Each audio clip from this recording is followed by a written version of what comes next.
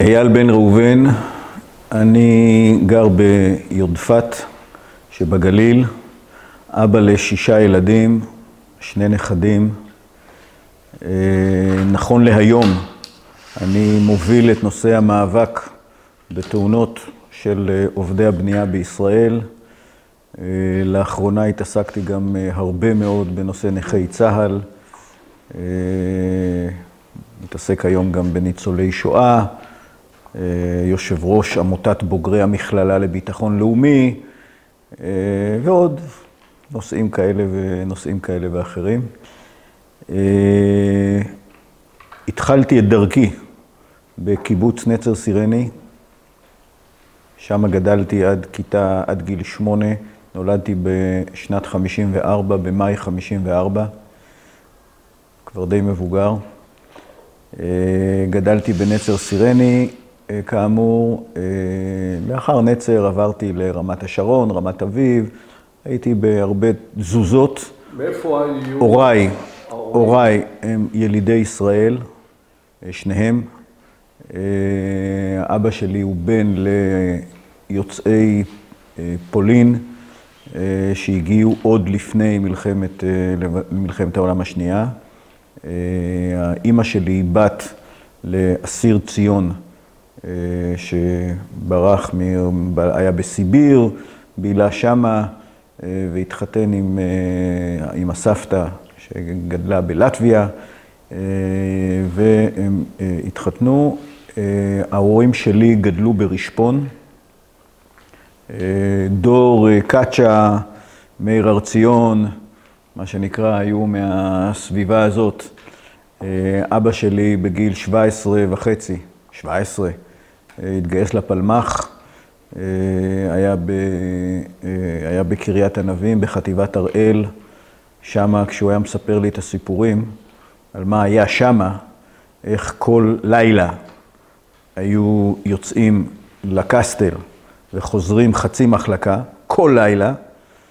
אמרתי, וואלה, אייל, אתה יום כיפור, שלום הגליל, מבצע ליטני, מבצעים, מלחמת לבנון השנייה, הכל מכל וכל, וואלה, לא טעמת ממה שהוא טעם אז כחייל בן 17.5. הוא בשלב מסוים, כשהתחיל להשתעמם באזור ירושלים, אז הוא הצטרף לחיות הנגב, והצטרף בעצם לחבר'ה של נחום שריג, שהיה מפקד חטיבת הנגב, השתתף בכיבוש באר שבע. חיות הנגב בשבילי כילד, הם היו נפגשים מדי פעם לערבי סיפורים, שירה. אני כילד, הוא היה לוקח אותי לערבים האלה, אותי ואת אמא שלי. מאוד אהבתי את הדבר הזה.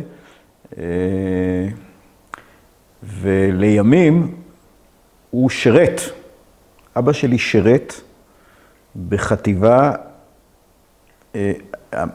היום, חטיבה 673 בקיצור, חטיבה באוגדה שלנו, של אוגדה 366, היום אתה יודע שכבר החטיבה שלנו כבר חזרה להיות 679, היא לא 434, אני אומר שלנו, זה שלי ושל חורין, שהיה סמח"ט שלי בחטיבה. החטיבה היום היא 679, והיא לא כפופה ל-366, אלא היא כפופה לאוגדת רמת הגולן, לאוגדה 210, שהיא אוגדה מרחבית. עשו שם שינויים, ואבא שלי היה בגדוד של יוסי אמיר ממזרע, גדוד 278, גדוד שעשה מלחמה ברמת הגולן, כלומר שבמלחמת יום כיפור אנחנו שנינו, בשלב מסוים, אני אחר כך אספר קצת על ההתקדמות שלי במלחמה, אבל אנחנו נלחמים ביחד.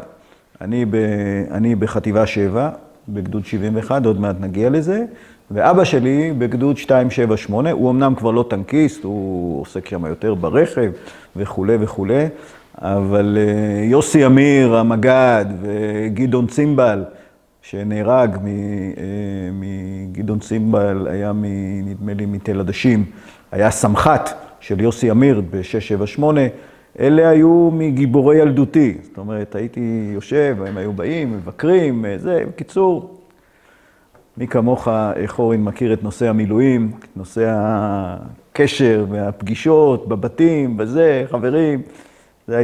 זה חלק מחוויות ילדותי. אני יכול גם לומר שאצלי בבית תמיד היו ספרי פלמח, ספרי הפלמח הגדולים האפורים האלה, ואני אפילו מודה שבגיל מסוים גם התחלתי להתעניין וקראתי. אני לא יכול להגיד שקראתי את כל הספר מאלף עד תף, אבל קראתי לא מעט מהספרים האלה.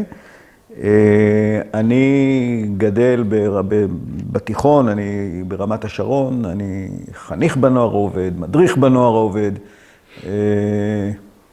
ומתקדמים לעבר הצבא, ואני מגיע לצבא, יש לי איזה כזה פרק שאני נוטה ככה לשים אותו בצד, לקורס חובלים, אני הולך לגיבוש, שבוע אני מחליט שזה לא בשבילי, אני לא רוצה.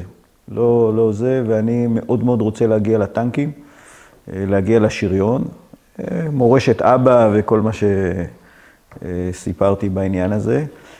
וכשאני מגיע לטירונות, אז אני בכושר טוב, ומחליטים שאני כבר לא זוכר אם לחרמש או לסיירת, או משהו כזה, רוצים בקיצור, שאני חירניק עם כובע פלדה, ואני מפעיל, אומר לאבא שלי, ובקיצור, מפעילים את כל מה שאפשר, אני טנקים. אני לא בקיא בכל מה שהוא עשה ובכל הזה, אבל אני מגיע לטנקים, ואני מגיע לשוטים. אני מזכיר שאז גם יש הבדל בין שוט ומגח, בעיקר במתי מגיעים לקורס קצינים. השוטים הולכים יותר מהר. המגח יש להם איזו תקופה של מבצעית, אני כבר לא זוכר בדיוק, אבל איזו תקופה כזאת של 3 חודשים אחרי הצמ"פ הם עוד עושים מבצעית, ואנחנו, החבר'ה של השוטים, לקורס קצינים מגיעים יותר מהר, ולקמ"ט וכו' וכו'. אני עושה מקצועות, אני מתחיל את הדרך, יש לי איזה אסון בבית, הסבא שלי נפטר וזה, אני לא מגיע בדיוק למקצועות, לא חשוב. איכשהו אני מתגלגל למקצועות עם נחלאים, שעשו הסבה, לא עשו הסבה, הם התגייסו לשריון, נחלאים שהתגייסו לשריון, ואני עושה איתם את המקצועות, ואני עושה איתם את הצמ"פ בגדוד 82 בפלוגה ד', שמי שהמ"פ שלי זה דני לוין, לימים נופל בשבי בתל סקי. מ"מ שלי זה ערן אברוצקי, אח של דורון, שנהרג באותו אירוע שם באזור הג'וחדר. דורון מדבר על זה לא מעט, על זה שאח שלו הופקר. אני לא בדיוק בקיא בכל הפרטים, אבל אני תמיד אומר לו שערן היה מקסים, והוא נהרג שם על יד הג'וחדר. אני עושה את הצמ"פ, ואחרי הצמ"פ, מאחר והייתי עם נחלאים, ואני רוצה לצאת לקמ"ט, אז יש פה איזשהו פרק זמן. ופה אני גאה לומר שאני לפני הקמ"ט, אני אפסנאי. שולחים אותי לבסיס חצור, להיות אפסנאי, קם בבוקר, מגיע לאפסנאות, מקפל מבוקר עד ערב רשתות הסוואה, עם חיילים שבוא נגיד שהם לא בדיוק מהבוגרי סיירות. אני שם עושה איזה חודשיים, משהו כזה. ואז שולחים אותי לגדוד 606. מה זה גדוד 606? זה גדוד תד"חים. מה זה התד"חים?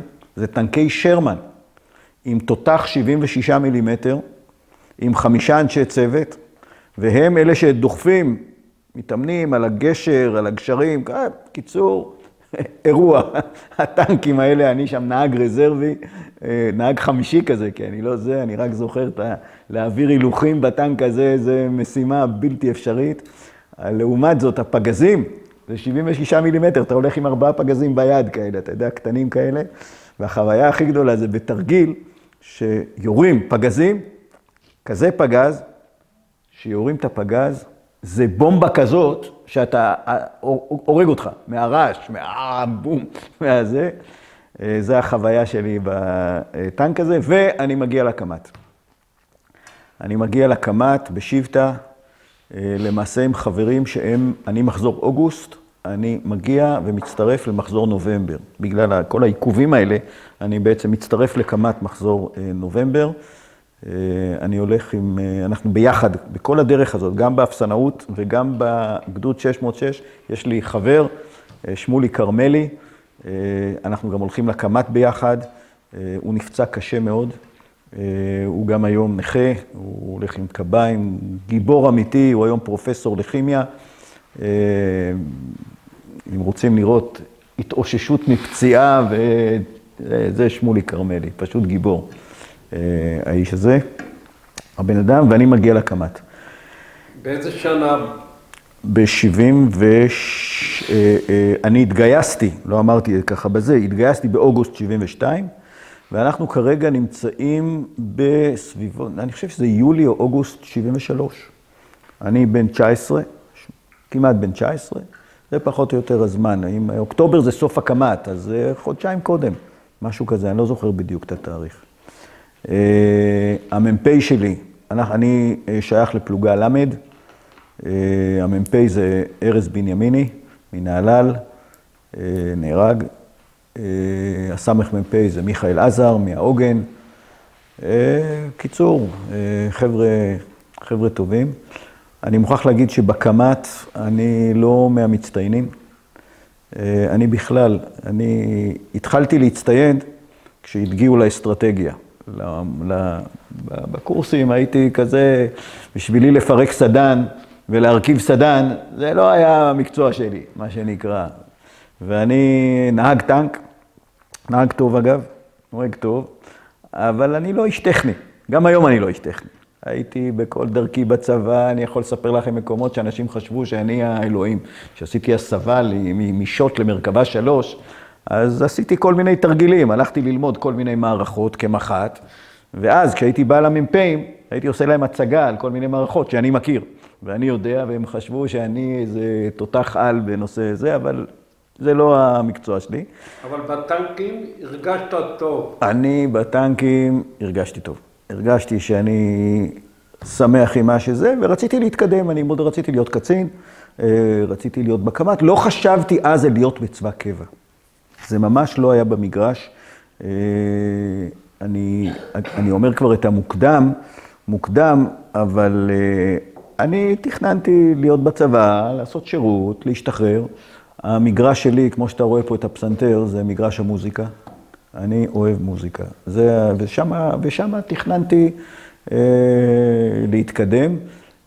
אני כבר אומר פה שחלומות בסוף גם אפשר להגשים.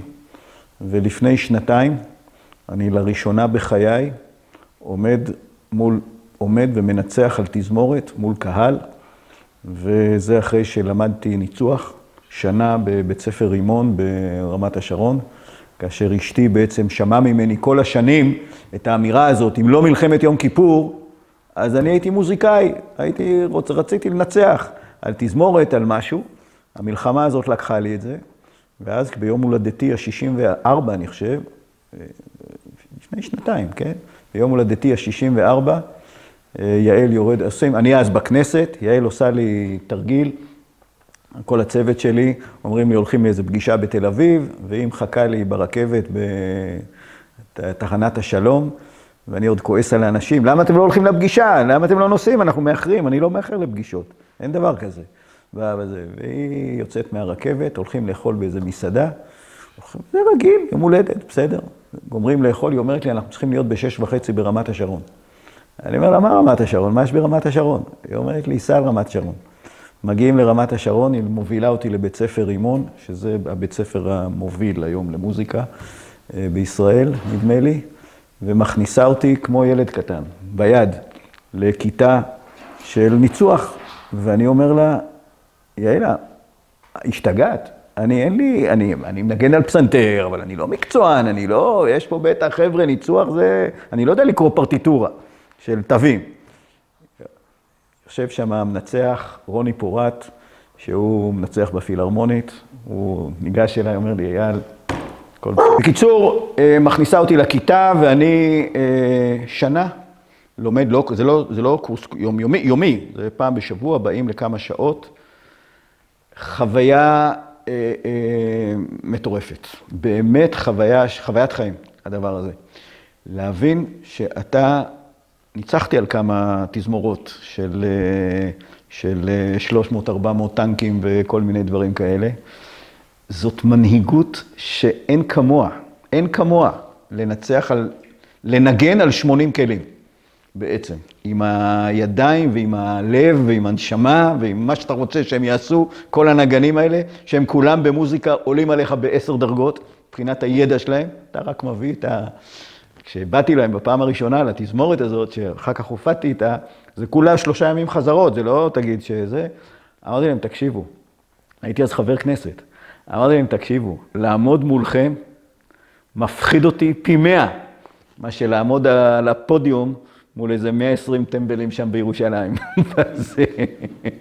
זה היה, קניתי אותם ברגע, את החבר'ה. יש לי קשרים עם המנצח של הקאמרית הישראלית. אוקיי. שהבת שלי מנגנת שם. אז אמרתי לו, זה כמו לנהל פלוגה. נכון. רק במצבים, אתה יודע, מנצח, אתה בא, אתה פוגש תזמורת, יש מנהל מוזיקלי שעובד איתם כל הזמן, אבל המנצחים הגדולים האלה שבאים מאמריקה, הם באים ליומיים, ויוצאים בקונצרטים שמע, זה מקצוענות מטורפת. עכשיו, בסוף לעמוד מול קהל, זה היה חוויה, אני כמובן אני לא הפכתי להיות לאיזה מנצח מקצועי, אבל החוויה הזאת זה חוויית חיים והיום אני רואה את הבת שלי, את מאיה, שהיא לומדת בקונסרבטוריום, והיא מנגנת, והיא שרה, שהיא שרה, אני יורדות לי דמעות מהעיניים. זה כל כך יפה, והמקהלה שלהם, יש להם מקהלה של מלאכיות ומלאכיות. פשוט, הן שרות, אתה משתגע. זהו. אני חוזר חזרה לאיפשהו קמת. אני עושה את הקמת. הקמת כבר, עוד לא עשינו לדעתי עוד בוחן צוות, אבל היינו כבר בשלבים די מתקדמים של הקמת בשבטה. יום שישי, 5 לאוקטובר, אנחנו בדרך הביתה. יציאת שבת. עולה מיכאל עזר, הסמ"פ, עולה לאוטובוס, בחור יפה כזה, שחקן כדורעף כזה, אומר, חבר'ה, לרדת מהאוטובוס, כוננות. עכשיו, כוננות, אתה יודע, אז מי שזוכר אז, כוננויות היה דבר שהיינו די רגילים אליו. לא התרגשנו מדי, אבל לא, אבל מלחמה, זה לא היה בכלל זה לא היה במגרש של המוח, לא שלי ונדמה לי גם של החברים שלי שם. בזה, יורדים מהאוטובוס. ויורדים, אתה יודע, הלכה שבת. וכלום. אחר הצהריים אומרים לנו, קדימה, את הפקלים, את הדלים, לארגן את הציוד, נוסעים לחצירים. לשדה התעופה שם בחצירים. עולים על אוטובוס, נוסעים לחצירים. שם דוחסים אותנו לתוך הרקולסים. דוחסים, אני אומר דוחסים. זה מטוסים בלי ספסלים, בלי כלום. יושבים על הארץ כמה שאפשר. מכניסים פנימה, יושבים וטסים לרפידים. טסים לרפידים, נוחתים ברפידים כבר די ערב, ומשם לוקחים אותנו, אני לא זוכר, במסעיות, אוטובוסים, אני לא זוכר, לבסיס של גדוד 77, של קהלני, גדוד הצמ"פ של 77, שסיים את הצמ"פ, היה באמצע טיפולים בטנקים שלו, אחרי הצמ"פ, טנקים מפורקים, בלי תחמושת כמובן, התחמושת בבונקר, אבל הכל, המנועים פתוחים, טנקים על הפנים. אחרי אימון צמ"פ של 3-4 חודשים. 77 איפה? עלה לרמת הגולן. לקח טנקים במחנה ירדן או בפילון, אני לא יודע, בפילון. לקח טנקים של מילואימניקים ועלה איתם לרמת הגולן, ואנחנו תקועים עם הטנקים שלהם שם בזה. ואנחנו מתחילים לטפל בטנקים, לסדר את הטנקים, מתחלקים במחלקות לפי צוותים. אנחנו החניכים, אנחנו אנשי הצוות, המדריכים הם מפקדי הטנקים. המפקד שלי, הצוות שלי זה צוות 2א', מפקד הטנק זה יוסי אובידה, התותחן שלי ידין טננבאום, ידין התפרסם לימים, הוא נהרג, חלילן, בדיוק, הוא חלילן, אימיק חיים לוי הוא הטען קשר, היום עורך דין בתל אביב, ואני נהג הטנק, ואנחנו מחלקה 2. הרגשתם שקורה משהו. הרגשנו כי אמרו שיש כוננות. לא, להגיד לך, אני תכף אגיד לך איפה אני הבנתי בראש שאני במלחמה. זה סיפור כשלעצמו. אני לא זה לא היה גם לא דיברו על יום קרב, זאת אומרת, זה לא שישבנו ונתנו איזו פקודה ואמרו לנו, אוקיי, היום אנחנו ננוע למגע או לא לאן, לא לאיפה, שום דבר, תסדרו את הטנקים. זהו, סידרנו את הטנקים. יום כיפור. אין אוכל. אין אוכל, פשוט אין. לא מנות קרב, כלום. אני זוכר שאנחנו הולכים למטבח, למצוא, חשבנו אולי 77 טנקים השאירו לנו חרה, אולי השאירו לנו משהו לאכול. אני זוכר, מצאתי שם בצל, אחד, כזה, זה, גם אין אוכל. אז אני לא זוכר מתי הגיעו מנות, בקצור, גם יש את העניין הזה של האוכל, ואנחנו מארגנים את הטנקים. עכשיו, הטנקים בקשירות של טנקים, אחרי צמ"פ, שלא קיבלו טיפול כמו שצריך. למשל, אנחנו משלמים על זה אחר כך מחיר, אבל אנחנו יוצאים בלי צידוד חשמלי. רק עם שוט קל, כן. אנחנו יוצאים עם צידוד חירום. עכשיו, מי שזוכר בשוט מה זה הצידוד חירום, אין דבר יותר מעצבן מזה. זה מין ידית כזאת מצד ימין, שאתה מזיז אותה, ואז אתה מצודד, והצריח הולך לאט. לא ביד, אתה יכול גם ביד, אבל ביד אתה הולך לאט. ויש כל מיני בעיות, אין תאורת פריטלסקופ, וזה, מסדרים, תקנים, זה, מחמשים את הטנקים. אני זוכר, רצים לבונקר להביא את התחמושת כל הלילה, עובדים בלילה, מסדרים את הטנקים, ולקראת בוקר יוצאים החוצה מהמחנה, ונפרסים תחת רשתות, כמו שריון, ואנחנו קורס, רשתות וזה. אני קופץ על כל הסיפור הזה בשעה 2, לא יודע, באחת, אני לא זוכר בדיוק מתי, אבל אני ב2 נמצא בעמדת שמירה. בשתי טנקים, שריון, שומרים, יש מישהו שומר. בזה, על איזה מין גבעונת כזאת. אני לא רחוק ממני, שמה יש את הבסיס של חיל האוויר, שאנחנו קוראים לו שם ג'בל קוס, זה כמו כל הבסיסים האלה של חיל האוויר, וזה מין גבוה כזה. עכשיו, אני אומר לך עוד פעם, בחיים לא הייתי שם. לא שם ולא בתעלה, בזה. לא. בשעה 2 אני רואה, אני בשמירה, אני רואה מטוסים, יורדים על הבסיס של חיל האוויר. על סוחויים בטח, לא? בזה. אני יודע, אז אני לא יודע. אני חושב שזה היה סוחוי, כנראה זה היה סוחוי. אין לי מושג. אני רואה את הדבר הזה, מה עובר לי בראש? תגיד, חיל האוויר שלנו השתגע? מה זה אימונים? אני עוד לא מקשר את הפצצות. אני אומר, תגיד, חיל האוויר מתאמן ביום כיפור? מה, הם השתגעו לגמרי? זה בראש, מה שעובר אצלי. אני רואה פצצות וזה, ואז גם המטוסים עוברים ככה, מסתובבים לכיוון שלנו, אבל זה לא, הם לא מפציצים אותנו, הם לא יורדים עלינו, אבל זה מה שאני רואה. ואז אני שומע את הצרחות, את הצעקות, יציאה חפוזה, קמ"ט, אתה יודע, אין איזה תרגולות. רץ לטנק שלי, קפלים את הרשתות, מהר, שמים את הרשתות על הטנק, נהג תניע, נכנס לתא נהג, ומתחילים לנסוע. מתחילים לנסוע, איפה אנחנו נוסעים? אנחנו לא עולים על הכביש, אנחנו נוסעים לצד הכביש, כדי שלא להרוס את הכביש. אבל על הכביש, אני זוכר, כשאני עם הנהג, אני מסתכל ככה, רואה קצת, מה שאני קצת רואה, אני רואה מג"חים, עוברים אותנו, עוקפים אותנו, ונוסעים, הם על הכביש, הם עם משחלי גומי בזה. ואני זוכר שאני אומר ליוסי, למתק, אני אומר, יוסי, מה זה הדבר הזה? מה זה הם משיגים אותנו?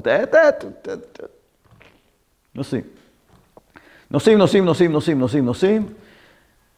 איפשהו לקראת הערב, פה אני קצת מאבד את העניינים של השעון. זאת אומרת, מה שאני אומר פה, כל לוחות הזמנים, זה מזיכרון, וזה לא היה לי שעון, וגם לא עניין אותי שעון. אז זה לא היה בכלל בכלי עבודה שלי שם. אנחנו מתחילים לשמוע רעשים של מלחמה. זאת אומרת, רעשים, אתה יודע, בומבות, ארטילריה וזה, לא עלינו עדיין, אבל חושך. אני אפילו דרך האפיסקופים שלי, אני רואה פה ושם תאורות וזה, אבל... מה יש בקשר? בקשר, אני לא זוכר בעל פה יותר מדי. אני חושב שיש איזו פקודת מ"פ. בקשר, לאט לאט, ככל שאנחנו מתקדמים, אני לא זוכר בדיוק את הרגע, אבל מה שאני זוכר זה שני דברים. אחד, זה שידין מדליק טרנזיסטור, יש לו טרנזיסטור קטן, ושם לנו אותו בקשר פנים של הטנק. מה אני שומע? אנחנו שומעים את הסיסמאות למילואימניקים, ואנחנו שומעים שאומרים לאנשים להפעיל, לצבוע את האורות של המכוניות. זה הרגע שבו אני חוטף את חץ המלחמה, מה שנקרא. למה? כי ב-67, אני אז, היום, הבר מצווה שלי היא ב3 ליוני 67. זה הבר מצווה שלי. ואני זוכר שאנחנו צובעים כילד, אנחנו צובעים פנסים של מכוניות בזה. זה הפעם הראשונה שחודר לי למוח, שוואלה, וכבר הייתי מטוסים, וכבר הייתי ארטילריה, וכבר הייתי זה, ועדיין זה לא חדר לי לראש שאני באירוע אחר, במשהו אחר בעניין הזה. במקביל, אנחנו מתחילים להיכנס למגע. עכשיו, בשביל להבין את התמונה, המשימה, שאני יודע אותה בדיעבד. אני לא יודע להגיד לך אז שאני שומע ואני מבין את המשימה שלנו בזה. עכשיו, יכול להיות שניתנו פקודות, אתה יודע, אני נוהג בטנק בלילה, בזה, היו כנראה פה ושם. אבל מה אני כן זוכר? שמתחילה ברשת היסטריה. מה זה היסטריה? זה וקסלר מימין, זה עזר משמאל. קודם כל קוראים בשמות, הם כבר לא מדברים ברמה של 1, 2, לא, כל מה שלמדנו בקמת, מדברים שמות בזה. וההבנה היא שאני מבין שפה, אין פה תחנות, כאן קוד, עלו לעמדות, מגע בחזית, אין פה מטרות ב-2000 מטר. זה מטרות בעשרות מטרים, זה נפגשים אחד בשני. זה מימין, משמאל, מימין, מהומה מטורפת. זה מה שאני זוכר מהרשת בסיפור. אני יודע היום שהמשימה שלנו ועוד פלוגה של קקש, בעצם הגדוד מתפצל לשניים. הכוח שלנו הולך לכיוון מוצב מפרקת, לנסות לעזור למוצב מפרקת, וכוח אחר, פלוגה חף של יקי ודמני ועוד חבר'ה מהקקש, אני לא בדיוק זה, הם הולכים לכיוון קנטרה, למרחב הזה. והמשימה היא מפרקת. זאת אומרת, זה החלק הצפוני. החלק הצפוני, בדיוק. נכון, החלק הצפוני. עכשיו, מוצב מפרקת, בשבילי זה מוצב. אין לי מושג, אני לא הייתי שם, אני לא יודע מה זה. אני יודע שהסגל של הפלוגה היה באיזשהו סיור בתעלה. מה הם למדו, מה הם זה, אבל אני אומר לך שרמת ההיכרות בשטח כנראה לא מאוד גבוהה. זה לא אנחנו ברמת הגולן לימים בעניין הזה. ואנחנו, עכשיו, המשימה הנוספת למפרקת היא כמובן לעלות על גדות התעלה ולירות על הגשרים, לירות על המצרים. ברור שכשאנחנו מגיעים, המצרים כבר חצו את התעלה. זאת אומרת, הם כבר בפנים. יש טנקים מצרים, ויש חיר מצרי, ויש קומנדו, ויש כל מה שאתה רוצה כבר בתוך השטח, ולמעשה אנחנו נכנסים לתוכם בעניין הזה, עם מה שיש לנו. במקביל גם יש שם מתחילות תקיעות, אני שומע גם ברשת, נתקע פה, נתקע שם, ואלוהים עוזר וגם אנחנו נתקעים. אנחנו עולים על סוללת אפר כזאת, מעל המים, קרוב מאוד למים, ואובידה אומר לי, סע אחורה, אני נוסע אחורה, הטנק תקוע. עד היום, אני לא יודע, פרסנו זחל ככל הנראה, בדרך כלל פריסת זחל זה הנהג והמתק, נכון? זה בערך זה, פרסנו זחל, והטנק תקוע. הטנק תקוע, ואנחנו יושבים בטנק.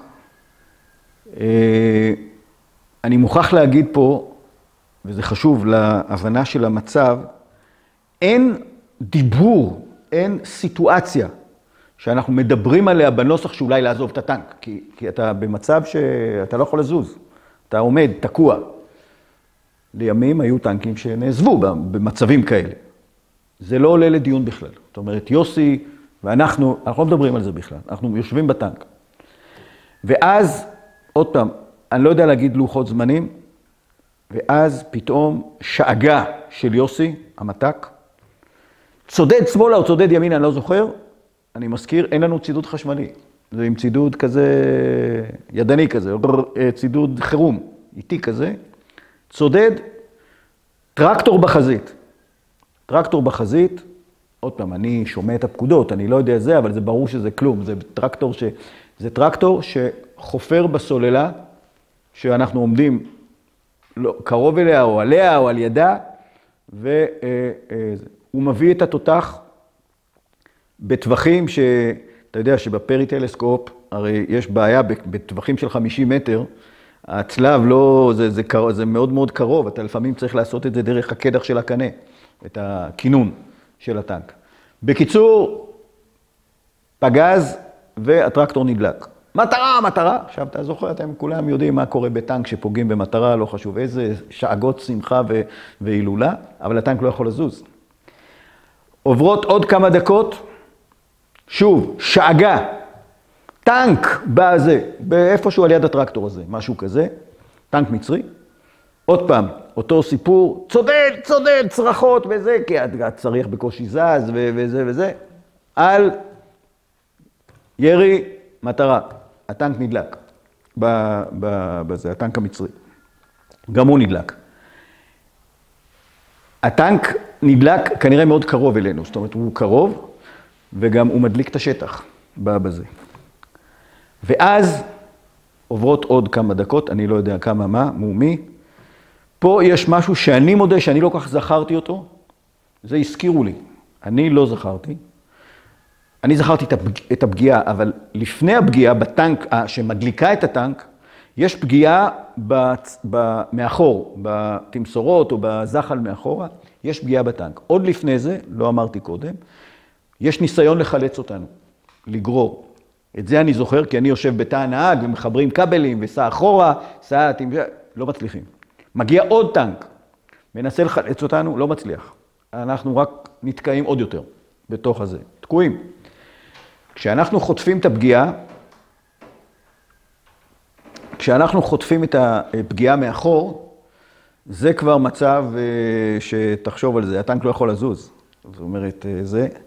אין דיון אם לעזוב את הטנק, אבל גם אין זמן לדיון. הדבר האחרון שאני שומע, זוכר בקשר, זה אני זוכר, שמישהו אומר, 2א' תחזיקו מעמד, 2א' תחזיקו מעמד. זה אני זוכר, את הקריאה הזאת. ובום, פגיעה, אני עטוף באש בזה. התא נהג בוער, בקיצור, אף אחד לא מדבר איתי מהרשת, בקשר, לא קשר פנים, לא כלום. אני מנסה לצאת. מנסה לפתוח את המדפים, מדפים של שוט. זה וואחד חתיכת מדפים. בדרך כלל יש לך פטיש, קילו, שאתה לוקח ואתה נותן מכה, כי כשיש קצת חול וזה, אז אתה נותן מכה וזה עוזר לך לפתוח. אין לי פטיש. ואני מנסה לפתוח את המדפים, והמדפים לא נפתחים. האש עופפת אותי, אש, עשן, אני יודע, אתה יודע. יש בשלב הראשון, זה איזה מין תגובה כזאת של לנסות לעשות, אני מסתכל אחורה, לראות אם אני יכול לצאת אחורה. אבל מי שזוכר את השוט, צריך להיות מצב מסוים של התותח, כדי הפגזים התורניים לא יחסמו לך שתוכל לצאת דרך הצריח. מסתכל אחורה, חסום, אי אפשר לצאת בעניין הזה. לא יודע מה מביא אותי למה, אני אומר לעצמי, אייל, תירגע, תחשוב מה אתה עושה.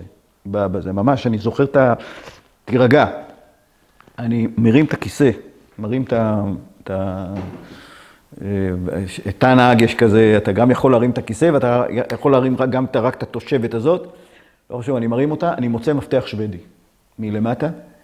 אני לוקח את המפתח שוודי הזה, נותן מכה עם המפתח כלפי מעלה, תגיד לי עכשיו לעשות את זה, תגיד, לדעתי, כך בריון קסקסים, שתגיד לו לעשות את הדבר הזה עם מפתח שוודי, לא בטוח שהוא יצליח. המדפים נפתחים. המדפים נפתחים, ואני איכשהו עולה מתרומם, אני בלי אוויר כבר, אני חנוק לגמרי, ואני יוצא החוצה. אני יוצא איכשהו מתרומם, ואין לי כוח, אני מתגלגל בעצם, אני מתגלגל למטה מהטנק, ואני נופל על יד, אני לא זוכר, שוכב על ידי מישהו. המישהו הזה זה אימיק, חיים לוי, הטען קשר.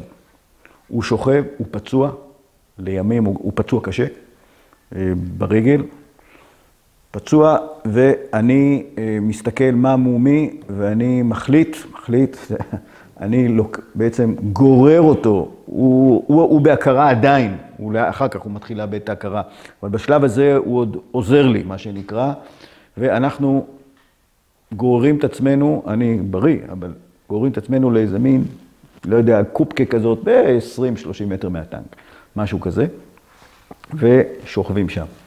שוכבים שם, אני לוקח את התחבושת אישית, אני נותן לו ומים, ומה שאפשר לעשות בשלב הזה עם חייל פצוע, ואני שוכב שם, אין לי קשר עם אף אחד, ופתאום אני רואה טנק מצרי. טנק מצרי נוסע, עובר בערך כמו המרחק של ממני ליונתן פה. ככה, עובר על ידי, בזה. עכשיו, אני לא יודע אם זה דרך, הוא עובר הטנק המצרי, הוא כמובן לא רואה אותי, נוסע. אני שומע צרחות של חיר מצרי שרץ בשטח, אני שומע אותם, צורכים. בערבית, אני שומע קולות בערבית מסביב. אחרי הטנק המצרי, על אותם קוליסים, על אותו ציר, על אותו כיוון, אני רואה שוט, טנק ישראלי, טנק נוסע, ואני אומר לעצמי, אם אני קם, הוא יורה בי. זה די ברור, אני חיר, אם אני קם, הוא רואה מישהו, הוא יורה בו, ואני לא קם. וזה, אני יודע, לימים אני יודע מי זה הטנק הזה. זה טנק של הקקש, ברח לי השם, הוא נהרג אחר כך. זה הטנק הראשון.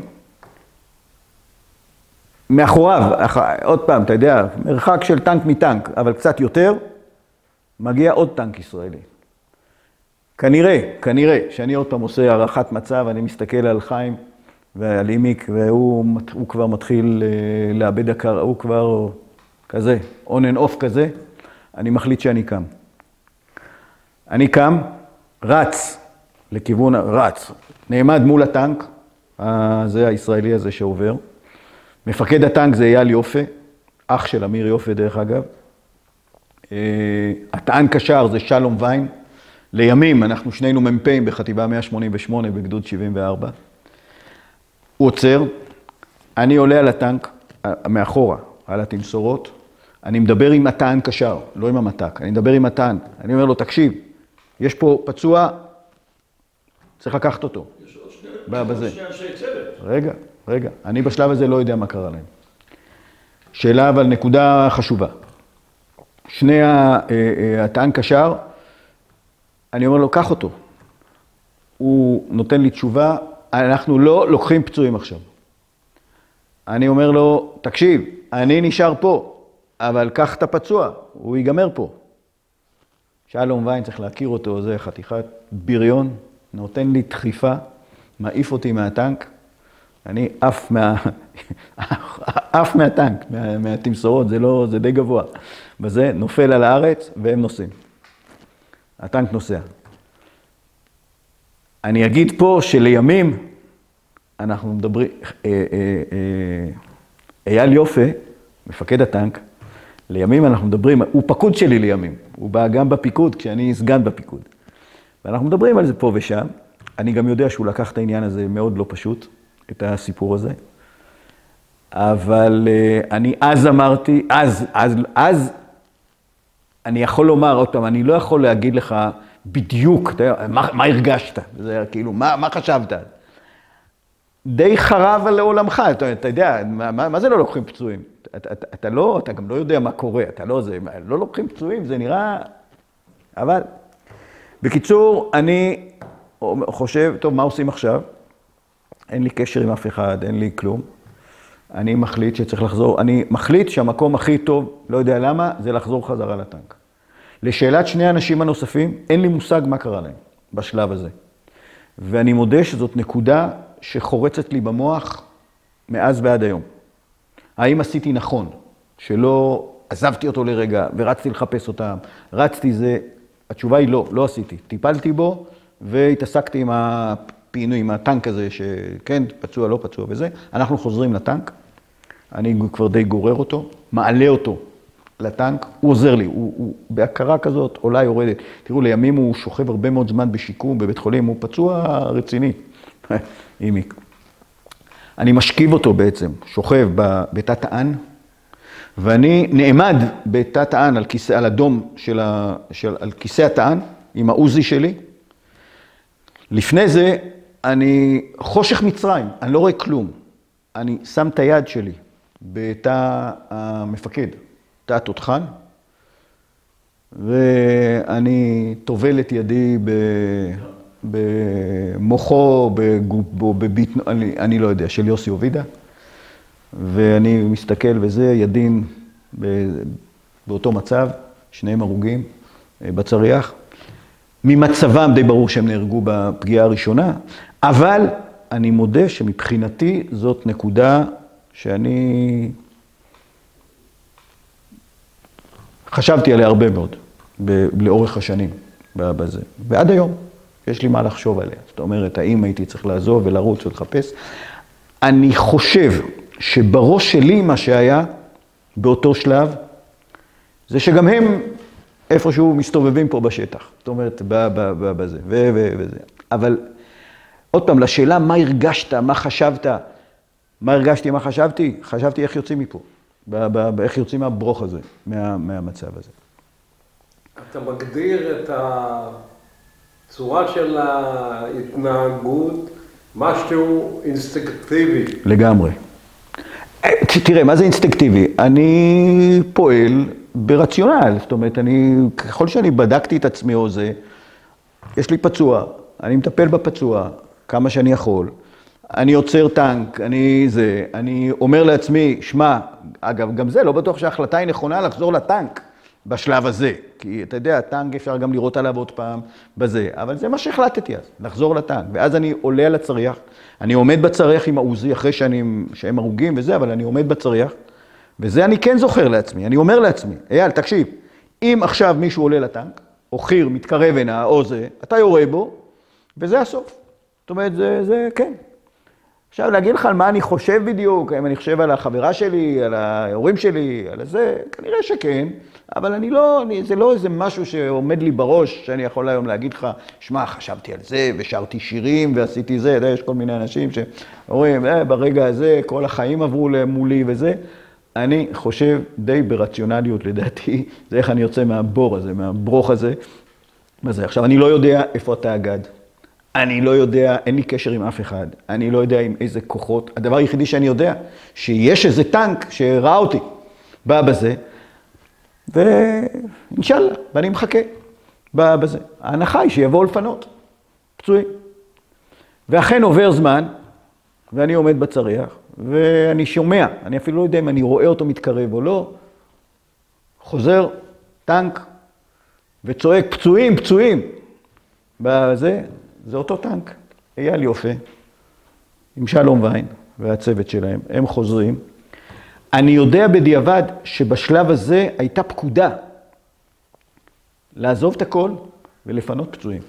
כי הטנק שלנו כבר פגוע, הטנק של הסמך מ"פ, אני יודע, כי אנחנו עכשיו, כשאני על הטנק, אני עוד אומר, כשאני בשלב הזה, כשאנחנו מעבירים את אימיק לטנק של אייל, כדי לפנות אותו, אני חוזר לטנק, ואני קורא למתק, אני קורא לשלום, לטען, בוא ננסה להוציא את הגופות של זה.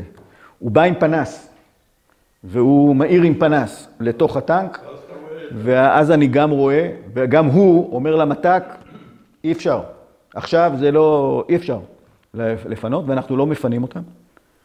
ואנחנו נוסעים, אנחנו עוברים על יד טנק אחר של מיכאל עזר, ואנחנו מפנים את מיכאל ואת פרנקו הנהג, שזה תמונה, זה בחור, הוא גם נהג טנק, הוא בלי רגל, בלי יד, מין כזה דבר קטן. בזה. מיכאל עזר, החוויה שלי, אני זוכר, שאנחנו מעלים אותם על הטנק, ואחר כך אנחנו מפנים עוד טנק. בקיצור, הטנק עמוס בפצועים, ואני מחזיק אותם, כי אני בריא. אז אני מחזיק את הפצועים, אני זוכר אותי, מלטף את מיכאל עזר, הוא פגוע עם פגיעה קשה, הוא מחרחר כזה, ואני זוכר שאני מלטף את הסמך מ"פ. עכשיו, תחשוב בקמת, בסיטואציה הזאת, שאתה מלטף את הסמך מ"פ שלך, זה כאילו, אני זוכר את החוויה הזאת, את הנקודה הזאת, בזה. ואנחנו באים. הדרך חזרה, נוסעים לתאגד. יש פה איזשהו שלב שאני עד היום, אני לא ברור לי לגמרי, כי כן החלפנו, העברנו לטנק אחר, אני לא זוכר את זה, אני רק זוכר שאנחנו מגיעים לאיזושהי נקודת פינוי, ואני זוכר שעומד שם רופא, אני זוכר את הדבר, הוא עומד עם ידיים למעלה, בהיסטריה, זאת אומרת, הוא לא זה, ואני זוכר שאנחנו ממשיכים, יכול להיות ששם עושים איזו החלפה, אני לא זוכר, ממשיכים, מגיעים לתאגד.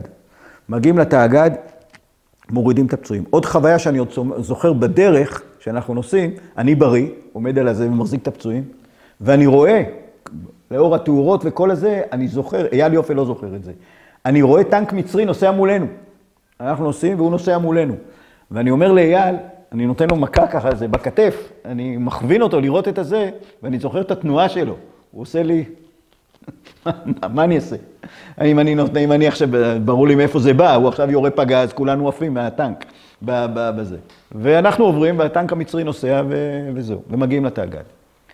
מגיעים לתאגד, שם אני מצטרף לזחלם של הקמן. זחלם שאוסף פצועים. ואני עולה על הזחלם הזה, והם מסתובבים בשטח עד הבוקר, ואני כבר לא זוכר בדיוק את זה, נוסעים בזחלם לזה. ולקראת, עוד פעם, אין לי שעות, אבל זה כבר בוקר. אני חוזר לתאגד, אני זוכר את התמונות, את אותו פרנקו, שאני לא יודע מי זה בשלב ההוא. הוא היה איתנו, אני לא יודע מי זה. זה משהו כזה, שמדי פעם עושה מין כזה, זהו. בצד שוכבת הגופה של ארז בנימיני, של המ"פ. באה בזה. בקיצור, תמונה קשה. בתאגד, ואנחנו, אחרי שגמרתי עם הפינוי הזה או זה, אני לא זוכר, אנחנו יושבים שם לצד התאגד על איזה מין דיונה כזאת קטנה, ויושבים שם, יש שם אנשים שבוכים, אנחנו אנשי הצוות, זאת אומרת, יושבים. מה שאני זוכר שפתאום מגיע מתק מהגדוד, מהפלוגה, בחור בשם אמציה קשתי, שמתחבר אליי אחר כך להמשך הסיפור. אמציה אוסף אותה, אנחנו ככה יושבים, ואמציה מתחיל לספר בדיחות. ככה, נעמד מולנו ומספר בדיחות.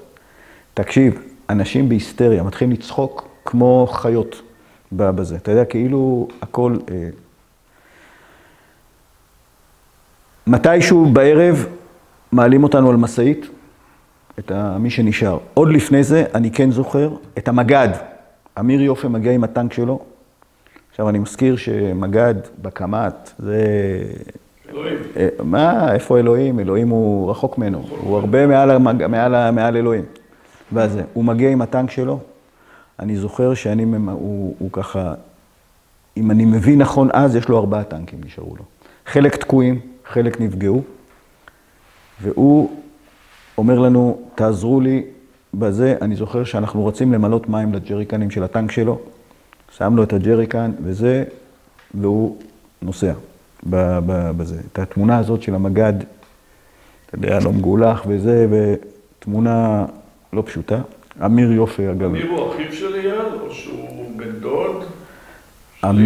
אמיר לדעתי הוא אחיו. הוא אחיו, אני חושב. כן, כן, כן, אמיר הוא אחיו.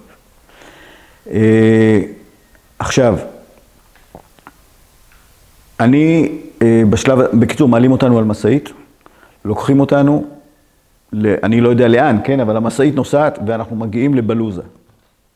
שם ישבה המפקדה. אני זוכר שאנחנו ככה, אתה יודע, כל אחד הולך, שם את הראש רגע באיזשהו מקום, פתאום אנחנו שומעים בום, בום, בום, מתחילות הפגזות, לבונקר, לבונקר, לבונקר. אנחנו רוצים לבונקר כי יש הפגזה על הבסיס, ואנחנו נכנסים לבונקר, מפוצץ בבנות. כל הבנות של האזור כנראה בתוך הבונקר הזה, ואנחנו עכשיו בתוכו, צפוף בזה, זה יכולה להיות חוויה, אבל אני זוכר מהבונקר הזה את מישהי, אני עד היום לא יודע מי ומה ומו, מישהו שואלת שם מישהו, על בחור בשם שרגא רג'ינסקי, ומישהו אומר לה שהוא נהרג. וזה היא חברה שלו, אני לא יודע, אבל אני שומע שהיא צרחות וצעק, בקצור, לא נעים. מתישהו מוצאים אותנו, ואנחנו עולים על אוטובוס, אני חושב שזה אוטובוס, או אוטומסאית, אני לא יודע זה, מתחילים לנסוע מול התנועה, מה שנקרא. ואנחנו רואים, אנחנו יושבים באוטובוס, ונוסעים, עוברים את רפיח, את עזה, את כל הדרך שם נוסעים, ומגיעים לג'וליס. יש לי רק שאלה, איך זה שאחרי יום בעצם כל החבר'ה מהקורס נשארים מעט מאוד? תראה, הגדוד הזה איבד 51 לוחמים. תחשוב, בגדוד טנקים, 51 לוחמים, זה כמעט 50% מהסד"כ הלוחם, מהטנקיסטים. זה מה שהיה. זאת אומרת, הבעיה היא שאין לנו טנקים, כי אנחנו הרי טנקיסטים של שוטים. אין שוטים בדרום. הרי השוט טנק שצפון, והמגח הוא בדרום. ומחליט, מי שמחליט, לדעתי החלטה נבונה, להעלות אותנו, למצוא טנקים. אנחנו מגיעים לג'וליס, אני לא יודע באיזה, אני חושב שזה היום שני או שלישי. בזה. אנחנו מגיעים לג'וליס. בג'וליס מהומת אלוהים. מלא מילואימניקים, מלא. אנחנו הגיבורים, הפליטים הראשונים שהגיעו מהקרב, סרבלים עם דם, עם זה, אתה יודע, אנחנו ככה דאווין רציני. מגיעות אלינו כל הבנות של ג'וליס, להתקשר הביתה, למי להתקשר, פא, כולם ככה עוטפים אותנו, לאכול, לשתות, אנחנו מכבדים. ופתאום, עוד פעם, זה מישהו שואג, טנקים יורדים מהסדנה, מי שזוכר, הייתה סדנה גייסית, מעל ג'וליס, יורדים טנקים מהסדנה. אני לא יודע אם חלק מסתובבים, אני לא יודע אם חלק זה, אנחנו כמו קפיץ, דוהרים למשטח, לא יודע אפילו איך ידעתי איפה המשטח. רצים למשטח וכל אחד שם את היד על הטנק, זה שלי, בזה. ואני תופס טנק, מה שנקרא, מי בצוות שלי, אותו אמץ יקשתי, הוא מפקד הטנק. עכשיו, תהרוג אותי, אני לא זוכר אם מישהו שם עשה איזה חלוקה, שיפוץ קרבי וזה, אני זוכר פשוט, שמתי את היד על הטנק, אמרתי, זה שלי, בזה. יחד איתי בחור בשם חנן קרקליס, מזה, הוא נפטר מסכרת לא מזמן, לפני שנה או שנתיים, לא זוכר, בצור מכפר גלעדי, צוות של טנק. עכשיו, הטנקים ריקים, אין כלום בטנקים. עכשיו צריך לסדר אותם ולארגן אותם. אל תשאל אותי מי נותן שם פקודות. אני רק זוכר סיפור אחד כזה, אנקדוטה מעניינת. זה, הולכים לאפסנאות. צריך להביא חימוש וצריך לזווד את הטנקים. אז חימוש מביאים ואנחנו שמים פגזים. עכשיו צריך לזווד את הטנקים. אני הולך לזיוודיה. בזיוודיה אני רואה את התמונה הבאה. תור גדול, כולם עומדים בתור, והזיוודניקים עם המחברת, פטיש איסית, פטיש זה, מברג, זה, וי, כזה וזה. ואני אייל הקטן, איש צוות בזה. אני ניגש לרס"ר, רס"רים בג'וליס, אתה יודע, זה... אני אומר לו, תגיד, אתה יודע שיש מלחמה? הוא אומר לי, כן. אני אומר לו, תגיד, מה זה הדבר הזה? אתה השתגעת? תן לנו את הזיווד לזווד את הטנקים. מה אתם עושים פה זה? הוא אומר לי, זה. אני אומר לו, תקשיב, יש לי רעיון בשבילך. אני חותם על כל הזיווד של כל הפלוגה, אתה מסכים? תן לנו את הזיווד לרוץ לטנקים, מסדר, אני חותם על הכל. הוא מסתכל עליי, רס"ר בעיניים של חניך קמת, ילד כזה וזה. הוא אומר לי, באמת? אני אומר לו, כן. ואני חותם על כל הזיווד של כל הזה. בשביל הסיפור שיהיה מושלם, אז אחרי שנתיים בערך, אני מקבל 1065 יום אחד, שולחים אליי איזה רשימה וזה, אבל זה כמובן שום דבר. בקיצור, מזוודים את הטנקים, עולים על הטנקים, מתחילים לנסוע על הכביש לכיוון אשקלון. נוסעים לאשקלון לתחנת הרכבת, לעלות על רכבת. אני לא יודע מי המ"פ, אני לא יודע מי המ"מ, אני יודע מי המת"ק שלי, אמציה, אנחנו נוסעים. מה שכן אבל, אני שומע בקשר את המ"פ נותן פקודות, ופתאום הוא אומר, זהירות מכשול. ברור, זהירות מכשול, אתה יודע, אנחנו נוסעים על הכביש, איזה מכשול יש פה? בקיצור, יש איזה בור, בקיצור, זה מ"פ, איש שהביאו אותו. בקיצור, זה הסוף של המ"פ הזה, החליפו אותו. זה היה איזה מישהו שכנראה הגיע, יש עליו גם איזה סיפור, מי הוא, מה הוא, זה, לא חשוב. הוא לא היה, לשמחתי, הוא לא היה מ"פ שלנו בהמשך. וזה, נוסעים לאשקלון, עכשיו לעלות על הרכבת, באשקלון. אנחנו בחיים לא עלינו על רכבת. עכשיו, רכבת היא יותר צרה מהקרון, הוא יותר צר ממוביל. הזחל, משני הצדדים, הוא יוצא מהזה, אתה צריך להיות נהג, אתה נותן ידית אחת, קצת חזקה, אתה מתהפך. בקיצור, עולים ככה על הטנקים, על הרכבת, טנק אחד נופל באשקלון, עולים, נוסעים על הרכבת, יושבים, אני לא זוכר, חלק על הטנקים, חלק על הקרונות, אני בקרון אגב, אני לא בטנק, מגיעים לקריית מוצקין, במוצקין מחכים מובילים, יורדים עכשיו, לרדת עכשיו יותר קשה, נוסעים עכשיו רוורס, עכשיו אתה נוסע איזה 100 מטר, 200 מטר, אתה נוסע על הקרון, ככה בזה. מקרון לקרון. מקרון לקרון. טנק נופל גם במוצקין, בא בזה, מתהפך. אחד האנשי הצוות, גם אני, שאול אביר, לימים זה, גם שובר את היד שם, לא חשוב. איזה? עולים על מובילים ועולים למחנה ירדן. על מובילים. הטנקים עושים מובילים, אני חושב שאני במוביל, הנהג וזה, מגיעים למחנה ירדן. אני לא יודע, עוד שוב, אין לי את תמונת המ"פ שעושה שיחת פלוגה, המ"מ שזה המג"ד. מה שקורה שם, שמקימים את כוח עמוס כץ, שהוא הכוח של גדוד 71, שמי שהתחיל אותו, הקים אותו, זה רטס, משולם רטס, שהוא התחיל את המלחמה כגדוד 71, תחת פיקוד חטיבה 7, שזה היה גדוד של אנשי בית ספר לשריון, מדריכים וכל מיני חבר'ה טובים. רטס נהרג, והגדוד הזה בעצם מתפרק, ומקימים עכשיו את הגדוד הזה מחדש. מי המפקד שלו? עמוס כץ. עמוס כץ מגיע מארצות הברית, הוא היה שם בלימודים או במשהו כזה, ועמוס לימים הוא סגני בגייס. אני מפקד הגייס, עמוס כץ סגני, הוא קצין שריון ראשי, אני מג"ד קק"ש. אני יכול לומר פה רק מילה ככה כבר בזה, בעיניי עמוס הוא אחד מהאנשים הכי אמיצים שאני פגשתי בחיי, בזה. ואני גם מסביר את זה אחר כך, כי פגשתי אותו גם במלחמה הזאת, פגשתי אותו לימים כשהוא היה ראש מטה הפיקוד בלבנון, במלחמת לבנון הראשונה, כשאני מאבד 13 חבר'ה בביירות, מהגדוד שלי, כולל טולי גבירצמן, השיר על טולי בזה. הנה, אני כבר צריך ללכת. טולי נהרג שם בזה, ואני יושב על הטנק אחרי שהיה מה שהיה, וב-4 בבוקר מגיע ג'יפ אליי לטנק. בזה, ארטילריה שם באזור וזה, ואני לא מבין מי זה המטורף הזה שמגיע עכשיו לפה עם ג'יפ. ואני רואה את עמוס, הוא ראש מטה הפיקוד.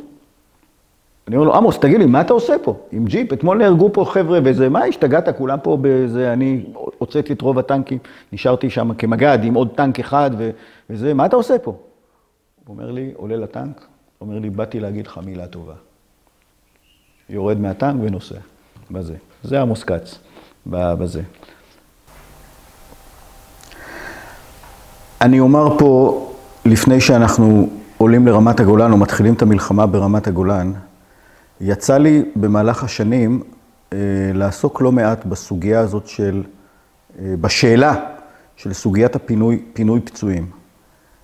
ועלתה באמת השאלה לגבי האם אייל יופה ועשה נכון כאשר השאיר אותי עם הפצוע בשטח. והיה על זה ויכוחים. החבר'ה ככה התנדנדו על הדבר הזה. אני אמרתי, ואני אומר את זה עד היום חד וחלק, אייל עשה בדיוק את מה שהוא היה צריך לעשות.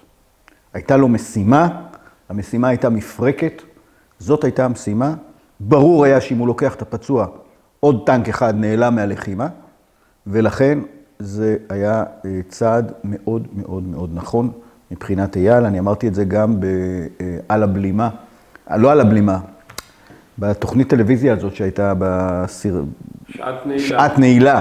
ראיינו אותי ואת אייל ביחד, ואני אמרתי חד משמעית, אייל היה בסדר גמור. עוד דבר, וזה דבר חדש שלא כתוב בספר, ואני לא שאלתי שנים את השאלה, האם כאשר הטנק שלנו נפגע, נדלק, וראו את זה, אני יודע, מאנשי הצוות האחרים, הטנקים האחרים, ראו שטנק נדלק, האם ניתנה פקודה למישהו ללכת לחלץ אותנו? ללכת לראות מה קרה לנו? התשובה היא שלא ניתנה פקודה כזאת. אף אחד לא נתן את הפקודה הזאת, לא המ"פ, לא הסמך, לא זה. הסיבות לזה, יש לכל אחד את ההבחנות שלו, אבל זה דבר שבכלל, מהאירוע של הלילה הזה, ועוד מן הסתם אירועים אחרים, בסוף, הרי כל אחד מאיתנו כמפקד, לימים, לוקח איתו מטען ומשתמש בו לצורך חינוך החיילים שלו. זה היה אחד מהדברים המאוד מאוד חשובים, כולל הנקודה שלי, של חילוץ אותם שני הרוגים, שברור שהם נהרגו כבר, אבל זאת שאלה כבדה. זהו, אני חוזר חזרה, אנחנו במחנה ירדן. בעצם עושים תאומי כוונות וכו' וכו'.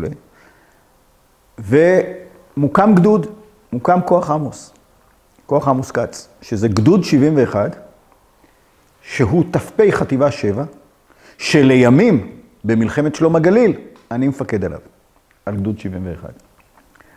אז זה כשזה איזה מין סגירת מעגל. אנחנו עושים תאומי כוונות וכו' וכו'. אחד מהדברים המדהימים בגדוד הזה, שזה באמת גדוד של עם ישראל. זה היה גדוד של חבר'ה מגיעים מקמת קקש, חבר'ה שהגיעו היו בצי הסוחר, אני זוכר, היה שם אחד שהגיע מהאונייה. היו ערב רב. תשאל עד היום כמה אנשים יודעים מי היו המ"מים, מי היו המ"פים, אם כל מ"פ יודע מי היו המ"מים שלו, לא בטוח שיודעים. בזה. לימים היו כאלה שניסו לעשות כל מיני שיבוצי, זה לנסות לי. גדוד מעניין. עכשיו, אני נהג טנק. אומרים, פקודה, הולכים לפרוץ לסוריה. בעצם הבלימה נגמרה. פה אני מספר סיפור צד קטן, שהוא סיפור של עמוס קץ, שהוא סגני. הוא בא מאמריקה. עכשיו, זה הוא מספר לי בדיעבד, אחרי המלחמה, הרבה אחרי המלחמה. הוא בא עם בגדים אזרחיים, הוא איש סיני בכלל. אומרים לו, תעלה לפיקוד צפון. הוא בא לפיקוד צפון, שולחים אותו ליאנוש. אומרים לו, אתה תקים גדוד. הוא נכנס לחפ"ק של יאנוש, כשיאנוש נותן את הפקודה למג"דים שלו, לפריצה למובלעת, לתוך רמת הגולן. הוא רואה את עמוס, שואל אותו, מה אתה עושה פה? עמוס אומר לו, אני באתי להקים גדוד, אמרו לי שאני מצטרף אליך. יאנוש אומר לו, וואלה, עמוס, איזה מזל שבאת. תאמין לי, תראה את החבר'ה פה, כולם שחוקים, עייפים, אחרי הפריצה. אתה מוביל מחר את הפריצה. אין עוד גדוד, אין לו, הוא לא יודע, אין לו עוד טנק, אין לו כלום, עוד בגדים אזרחיים. ולמחרת עמוס מוביל את הפריצה למובלעת הסורית. מה שאני יכול לומר מתוך הסיפור הזה, ממש בקצר, כמה דברים ככה מעניינים כזה, כי עוד פעם, אני נהג טנק. אני היום יודע כי קראתי קצת על הסיפור הזה של הקרב במזרת בית ג'ן. זה אחד הקרבות הקשים, דרך אגב, שהיו במובלעת הסורית, בעניין הזה. גדוד 77... אני מדבר על קרב לפני כן, קרב ההפקעה בחנרנבה, שזה היה רק קרב... תראה, פה יש סיפור אסטרטגי בכלל. הסיפור של קרב חנרנבה, עוד פעם, עכשיו מנקודת ראות של גנרל, הוא תקלה אחת גדולה. כל הכניסה של הכוח של 673, של 679, כל הכניסה הזאת פנימה לתוך חנרנבה, על הכביש, על ציר אמריקה, היא תקלה אחת גדולה. בעיתוי שבה זה נעשה. הרי אנחנו, הכוח שלנו, של אוגדה 36, הולך בשטחים הנכונים, בשטחים השולטים. דהור טרנג', חדר, כל האזור הגבוה. אז ככה תוקפים בא בזה. והכוח הזה של אורי אור, בזה שעושה מלחמה נפלאה בהגנה, עכשיו אין פה אורי, יש פה עניין של מלמעלה, עשו תוכנית שנכנסים בשני צירים, כאשר ברור לגמרי שהציר, ציר אמריקה, הוא תקוע, תקול, כולם יושבים עליו. וככה זה נראה, חבל, זה היה קרב מיותר. אנחנו נעים למעלה. אני זוכר בתנועה, אני נהג טנק, נוסעים. אמציה קשתי המתק, אני זוכר שאנחנו עוברים על יד הבירקה, על יד בירקת רם. אנחנו עולים דרך הרם בצפון. שבועיים קודם, לפני המלחמה, אני עם אבא שלי, זיכרונו לברכה, ודוד שלי, אנחנו אוכלים שם צהריים. אנחנו נוסעים, אנחנו עוברים על יד הבירקה, אני אומר לאמציה, יאללה, קיבינימה, תראה מה זה לפני שבועיים, אכלתי פה צהריים, תראה מה עכשיו קורה, תראה לאן אנחנו נוסעים. אנחנו נוסעים, גדוד 77 מוביל, אנחנו נוסעים מאחוריו, אני רק זוכר בקשר, יש שם כוח שמסתבך עם המוקשים בתלמן במנפוחה, שיש שם בעיה בפריצה, אנחנו עוקפים אותו, נכנסים, אני זוכר מה שאני רואה מהאפיסקופ, אני רואה שיירה של טנקים ארוכה, ומתחילים ירי פגזים לכיוון, אומרים לכיוון מזרת בית ג'אן. אני אז חושב, אנחנו מאחור, יורים פגזים, אני אומר, תגיד, אמציה, אתה בטוח שאתה לא פוגע בטנקים שנמצאים מקדימה? ברחוב, אתה יודע, זה שיירה ארוכה. ואז למחרת, אנחנו ביום חמישי, אני חושב, או יום חמישי או שישי, אני לא זוכר בדיוק באיזה יום היה קרב על מזרת בית ג'אן, הקרב עצמו, אני יכול לספר את החוויות שלי. אנחנו נכנסים, היום אני קצת יודע יותר, הפלוגה שלנו זה פלוגה ג' של, איך קראו לו? אליהו, אחיו. פגשתי אותו אגב כמה פעמים לאחרונה אפילו. בזה אנחנו נכנסים, מה שאני זוכר זה את הכניסה על הכביש בתוך מזרת. היו כוח שנכנס קודם, אנחנו נכנסים, מה שאני זוכר, ארטילריה מטורפת. אני רק זוכר שהטנק, אני נוהג, הטנק מתנדנד מהבומבות שזה, ואנחנו נוסעים כמו משוגעים, ואנחנו מגיעים שם למרכז הכפר איפשהו, אני זוכר באפיסקופ, אני רואה למעלה, על ההר, על הצלע ממולי, זחלם, שאני יודע שזה זחלם, אני יודע כי מיד אחרי, אני אתן לפני זה, במרכז שם, יש שם, אנחנו עומדים בתור, טנק אחרי טנק, צריכים להיכנס לתוך הצומת, טנק אחד נפגע, ההבנה שלי, שיש טנק סורי שעומד איפשהו בזה, וכל טנק שנכנס לצומת, חוטף בעניין הזה. והגיע תורנו להיכנס, אנחנו טנק שלישי או רביעי, אני לא זוכר, ואני זוכר שאמציה, קשתי, הוא ליצן, בחור, אני והוא התחברנו, צריך לקרוא את זה בספר, הוא עזב את הארץ אחרי מלחמה. הוא לא בארץ, אבל הוא איש מדהים. הוא אומר לנו, תראו, אני לא חושב שאנחנו ניפגש עוד אחרי הצומת הזאת, אבל נכנסים. את מי אני רואה שם? בדרך האפיסקופ. אני רואה את עמוס כץ. עמוס כץ עומד, תחבושת על הראש, זה כבר, הוא נפצע בהתחלה. הוא עומד עם תחבושת על הראש, עם כובע א', מכוון את התנועה כמו משטרה צבאית. עצור בזה. עכשיו, למה זה כל כך מדהים אותי? כי אני רואה גם על ידו חרמשניקים, או חירניק, לא יודע, רצים שם בפזצות וארטילריה. ועמוס עומד כמו יתד, ככה. עצור, סע. עצור, סע. זה עמוס כץ. זאת התמונה שלי של עמוס כץ. זה חשוב לי להגיד את זה, כי הוא, גם על הקרב, עשו על זה כל מיני סיפורים, שהוא לא ניהל את הקרב. זה לא ניהל את הקרב, הוא נפצע. 3 שעות הוא ירד מהרשת וחזר לנהל את הקרב. אז הקמב"ץ נפטר לו מזמן, לוריה, עמוס לוריה. כתב ספר, עשה כל מיני, לא יודע, אני לא רוצה להיכנס לוויכוחים האלה. עמוס כץ בחיים? ברור, כן, עמוס כץ בחיים, הוא היה סגני בגייס, איש מדהים. שהוא לא קיבל דרגת אלוף, אני כתבתי לו מכתב, וציינתי פשוט את המקומות שאני פגשתי בהם את עמוס, גיבור ישראל, אין לי מילה אחרת, באמת. הוא כבד קצת, הוא לא נסיך, אבל הוא לוחם בנפשו, פשוט. אז אני רואה את עמוס, אנחנו נותנים, אני נהג, אמציה אומר לי, סע, אני נותן גז, וואלה, הרגל נכנסת לי עד המנוע, כדי שהטנק ייסע, לעבור את הצומת הזאת, וכנראה אנחנו גם כנראה שאמציה די בלחץ, אנחנו נופלים לתוך טענה, ככה, הטנק ככה. עכשיו, אנחנו עם התחת לטנק הזה, אני יודע שמה וזה, אז אמציה אותו אומר לי, חבר'ה, כנראה שנחטוף תכף, אבל תשמרו על קור רוח. בזה, יוצאים. יוצאים, ואז אני שומע, נהג שומע, נהג שומע, נהג שומע. טלפון אחורי. זוכרים, יש בטנק, טלפון אחורי. איזה קצין חי"ר, מדבר איתי בזה, אני אומר לו, שומע.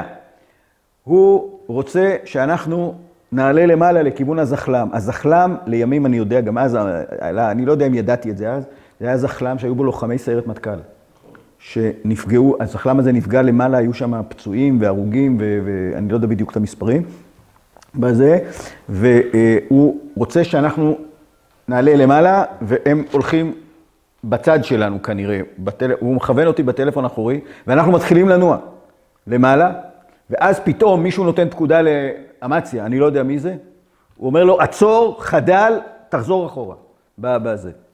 בזה נגמר חלקי בסיפור הזה של סיירת מטכ"ל, אני לא יודע איך זה נגמר שם, בזה, ואנחנו חוזרים לשדרה, ומתחילים לנסוע מחוץ למזרת, כלומר, לצאת למזרת לכיוון ההמשך כזה, הרי זה ציר הררי כזה, שמוביל לכיוון דמשק אחר כך, בציר הררי, אנחנו מתחילים לנסוע, מה שאני זוכר מהנסיעה הזאת, זה הכל מיטה נהג. פתאום, כביש צר כזה, ואנחנו נוסעים, לפניי יש איזה 2-3 טנקים, עוד פעם לא זוכר, פתאום, ההר נופל עלינו הר. הר נופל עלינו, פשוט פיצוץ אימה, והר נופל, בו ריקוש כנראה, והציר נחסם. הציר נחסם, באמת, ואנחנו מתחילים לנסוע אחורה, ברוורס. נוסעים אחורה, ובזה נגמר הסיפור שם, בציר הזה. לא התקדמו בו, ואנחנו חוזרים אחורה. הקרב נמשך, וזה התמונות שאני זוכר מהקרב על מזרת, זה שאני יוצא אני לא זוכר, אבל אני זוכר שם חבר'ה שמובילים הרוגים על אלונקות. מישהו... זה בעיקר תוצאה מארטילריה, או שזה גם... בעיקר ארטילריה, אני זוכר קצין, כן, אבל יש שם קצין אחד שאני פשוט מכיר, אני לא זוכר אם מספרים לי את זה אז או לא, אבל הוא נהרג מהמקלע 03 שלו, בזה, באיזושהי צורה המקלע זה, ואני זוכר שאני נכנס מתחת לאלונקה, ואנחנו לוקחים אותו שם לאיזושהי נקודת פינוי, שם שוכבים הרוגים, אם אני זוכר טוב, 20 וכמה הרוגים יש בקרב הזה במזרת בית ג'ן, וזה הקרב על מזרת בית ג'ן.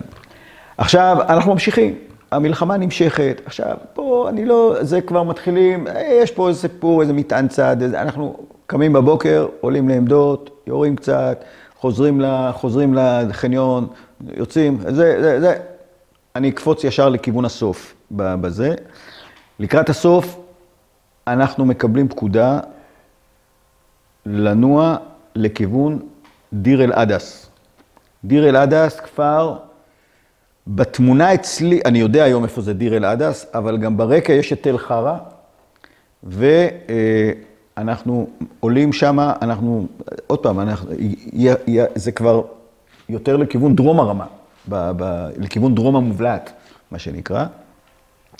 בדיר אל אדס אנחנו עולים לעמדות, ואז הכוח שמולנו זה כוח עיראקי. זה כוח עיראקי שהגיע, ובעצם לא עצר אותנו, עצר את צה"ל.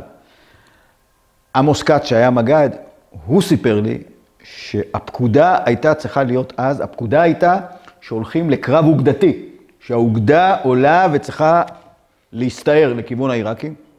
הוא אומר שמצילומים שהוא בדק, הגדוד היחידי שנע קדימה זה הגדוד שלנו. אז אני לא יודע כמה זה מדויק. זה 79 נכנסה. בזה. כן, לא חשוב, אני לא התעסקתי עם זה.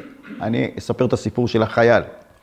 החייל הפשוט, נהג טנק, אנחנו עולים לעמדות, נעים, ופתאום אמציה קשתי, עכשיו אני ואמציה אנחנו כבר אחרי שבועיים ומשהו, 3 שבועות מלחמה ביחד, וזה, הוא צועק לי, איילצ'יק, ככה הוא קרא לי, איילצ'יק טיל, שאגת אימה, בא בזה. כולנו זוכרים את הסגרים, אתה רואה שהסגר בא אליך, הוא זיהה, צועק לי איילצ'יק טיל, הוא לא אומר לי מה לעשות, עשה קדימה, עשה אחורה, הוא לא זה. אני עד היום, עוד פעם, מה הרגשת? כלום. נהג טנק, שם ברוורס, ומתחיל לנסוע אחורה, אבל בזיגזג, טק, טק, טק, טק, הוא לא מכוון אותי, אני נוסע. ימינה, שמאלה, ימינה, שמאלה, כנראה שזה עוזר.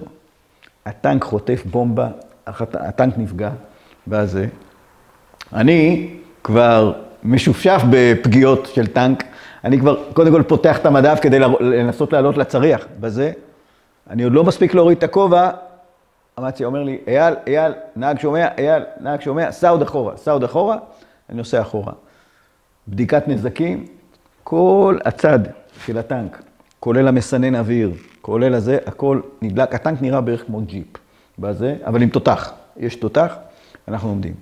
טנק מימיננו, הטנק של הסמך מ"פ, חטף, נדלק, ואני מהאפיסקופ רואה את המילואימניקים עושים, אני זוכר שזה מרשים אותי, הם עושים תרגולת פינוי פצוע של המפקד, זה הסמך מ"פ, אני לא זוכר כרגע איך קוראים לו, כי הוא חי, הוא היה שוטר, הוא מרמת השרון, אני הכרתי אותו עוד קודם, בזה, והוא נפצע קשה שם, ואני זוכר איך הם עושים את התרגולת, וזה נורא מרשים אותי, אתה יודע, מילואימניקים, קופץ מישהו, מוציא את האלונקה מאחורה, רץ קדימה, משעין את האלונקה, שמים אותו, ואופ, רצים אחורה, הטנק בוער.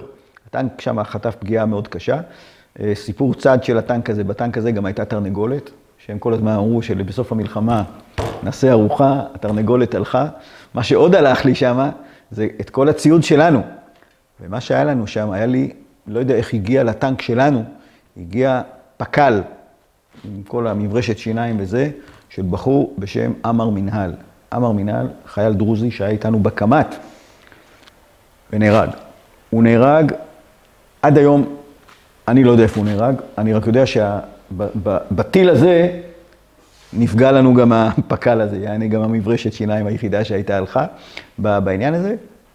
ושם בעצם מבחינת קרבות, זה פחות או יותר אקט הסיום, למעט דבר אחד שבלילה האחרון של המלחמה, אל תשאל אותי איך אנחנו מגיעים להיות ת"פ גדוד 77 של קהלני. איך אני יודע? מהקשר. אני שומע בקשר תחנות שוטר, הוא קורא לעצמו, דרור, הוא אבל הרי כל פעם דרור, שוטר, דרור זה הבן שלו, כל פעם הוא זה.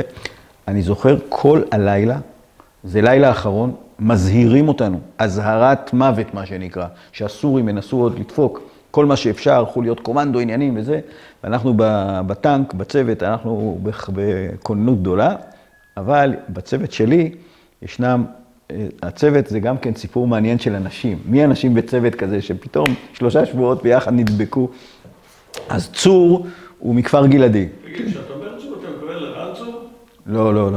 לא. השם של צור? אני יודע, צור, כן, קוראים לו צור, הוא מכפר גלעדי, והוא גבוה כזה, והוא הטען קשר שלנו, והוא בחור שקט, רגוע כזה, וזה, הכל כזה עובר על ידו כזה.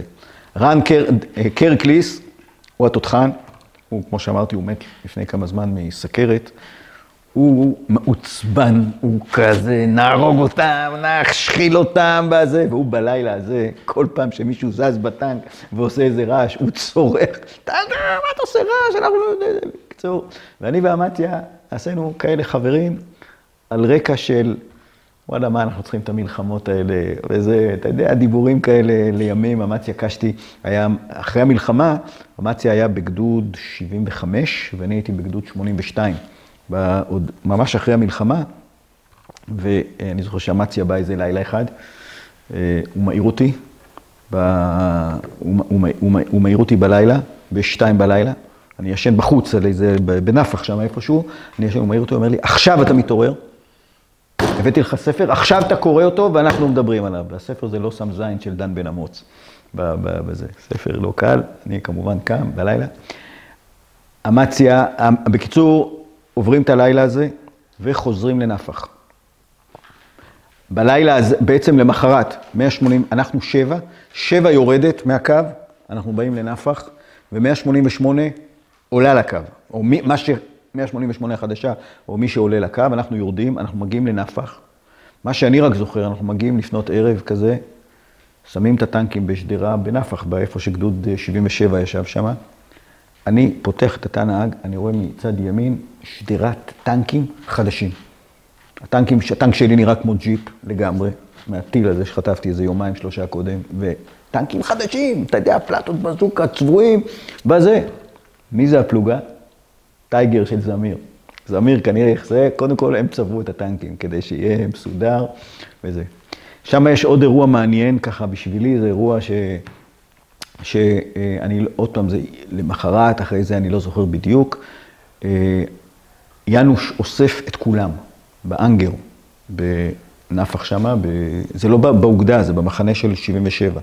אוסף את כולם, ואני זוכר אותו עומד על הבמה, אני לא זוכר מה הוא אומר, אני רק זוכר שהוא בוכה בזה, ממש. ינוש הגדול עומד ומדבר וקולו רועד, אבל מה שאני עוד זוכר, שאחרי הדבר, אחרי שהוא גומר, אני הולך לטנק, ויושב על יד הטנק, כזה זה, פתאום מגיעים אליי, חבר'ה, אייל, בוא מהר, אמציה משתולל. בזה. אני רץ לזה, אני רואה את אמציה משתולל. מה זה משתולל? עובר, מכניס מכות לעניין, הוא פשוט משתגע. עובר ומכניס מכות לזה, אני לוקח אותו, אנחנו באים לטנק, הוא אומר לי, אייל צ'יק, אני נוסע הביתה עכשיו, אתה מחפה עליי.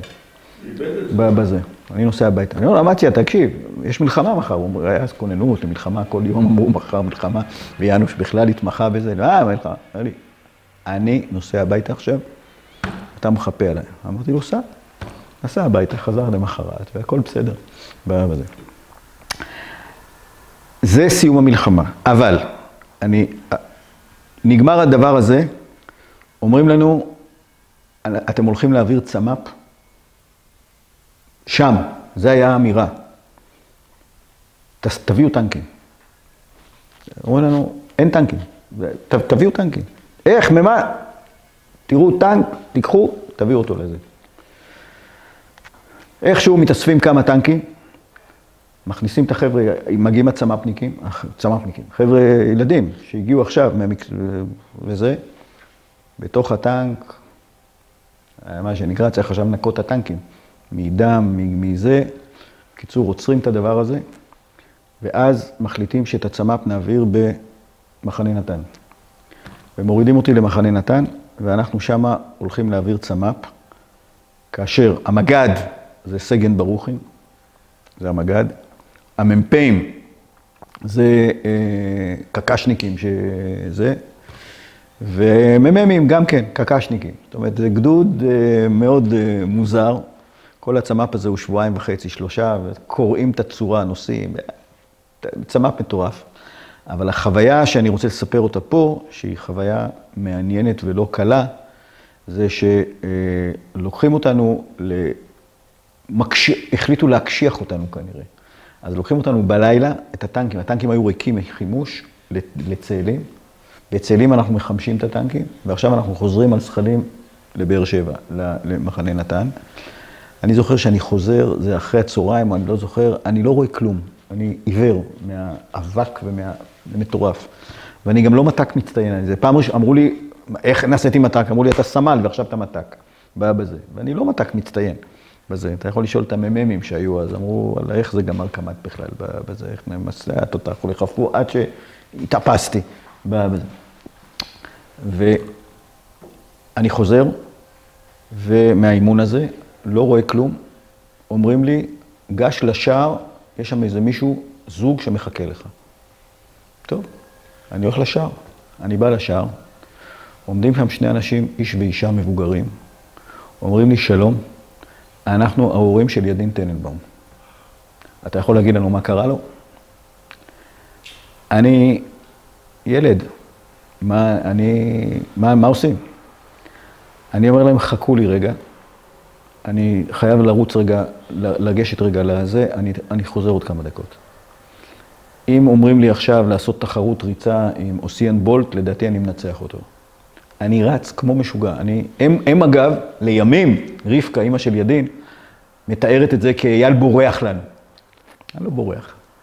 אני רץ. למי אני רץ? לאמציה. אמציה קשתי. וזה שהוא מבוגר ממני בשנה. אני רץ אותו לדיון. לשאול אותו, אין לי את זה, אמציה, תגיד, מה עושים? מה אני אומר להם? ואנחנו מחליטים שאני משקר אותם. שאני לא אומר להם את האמת, שאני לא יכול להגיד להם עכשיו שידי נהרג, למרות שאני ראיתי, אני יודע. ואני חוזר חזרה. אני מספר להם סיפור, אני אומר להם, תראו, הטנק נפגע, אבל אני יצאתי ממנו בזה, ואני לא יודע מה קרה לידין. ובזה נגמרת השיחה. ידין ועובידה, הגופות שלהם, הם היו נהדרים במשך בערך 9 חודשים או 10 חודשים, עד שהגיעו לשם והחזירו את הגופות, והם הובאו לקבר ישראל. וזה בעצם סיפור המלחמה. הדבר הזה? כן. לא, אני חושב שזה פה לא הייתה... עשית את זה במודע. עשיתי את זה במודע לגמרי. הם לא ידעו, הם פשוט רצו, הם לא ידעו. הם עדיין קיוו. תשמע, אני לימים התעסקתי המון בנושא נעדרי צה"ל. ראיתי מנכ"ל החופש נולד, התעסקתי עם נעדרים. ואני יודע מה זה משפחות של נעדר. אין דבר יותר קשה למשפחה מנעדרים, נעדר. התעסקתי בזה גם עם אזרחים, זה אותו דבר, לצורך העניין. זה אנשים שלא חשוב מה קורה, הם מחכים כל בוקר שהדלת תיפתח וייכנס הילד. שיבוא איזשהו... למרות שבא, בתת, הם מבינים, בא בזה. לדעתי זה גם במקרה של משפחת של אדם גולדין ואורון שאול. למרות הכל. כן. אני ראיתי את זה אני התעסקתי עם נעדרי סולטן יעקב, עם רון ארד, עם זה התעסקתי בזה בלי סוף. וכן, הם לא רצו לקבל, למרות שהצבא אמר, והם הגישו בג"ץ, כדי שלא יוכרזו כחללים האנשים, עד שבאומל הגיע לקבר ישראל כשהביאו אותו. אבל זה בעצם הסיפור. עכשיו, אני רק... מתי אתה מחליט ללכת לקורס קצינים? כן, זה סיפור מעניין. תראה, בעצם אני יודע להגיד שהמלחמה הזאת שינתה את חיי. היא הפכה את חיי, לצורך העניין. אני, כמו שאמרתי קודם, אני תכננתי... אולי שקט. אני תכננתי להיות במוזיקה. ונגמרת המלחמה, אז אני מעביר את הצמ"פ. ואחרי זה אני הולך להיות מת"ק בפלוגה ב' אצל צ'סנר בגדוד 82, ברמת הגולן. ואז אני יוצא לקורסינים. עכשיו, אז אני לא צריך לחתום, לא מחתימים עוד כלום, רק תצא לקורס. אני הולך לקורס הקצר, זה בעצם, היו 4 קורסים קצרים. קורסים קצרים זה אומר שאני עשיתי קק"ש חודש, 3 שבועות, משהו כזה, לא זוכר. ואת בה"ד 1 עשינו אחרי 1.5 שנה, כבר כקצינים בכלל. ושם אני נמצא בסיטואציה אין מצב של להשתחרר. זה לא, אתה יכול להשתחרר, טכנית הגיע 3 שנים אפילו, אתה לא צריך לחתום קבע, אתה לא צריך כלום. אבל זה לא עולה בכלל, זה לא קיים בכלל. אין מצב שאתה משתחרר, אין קצינים.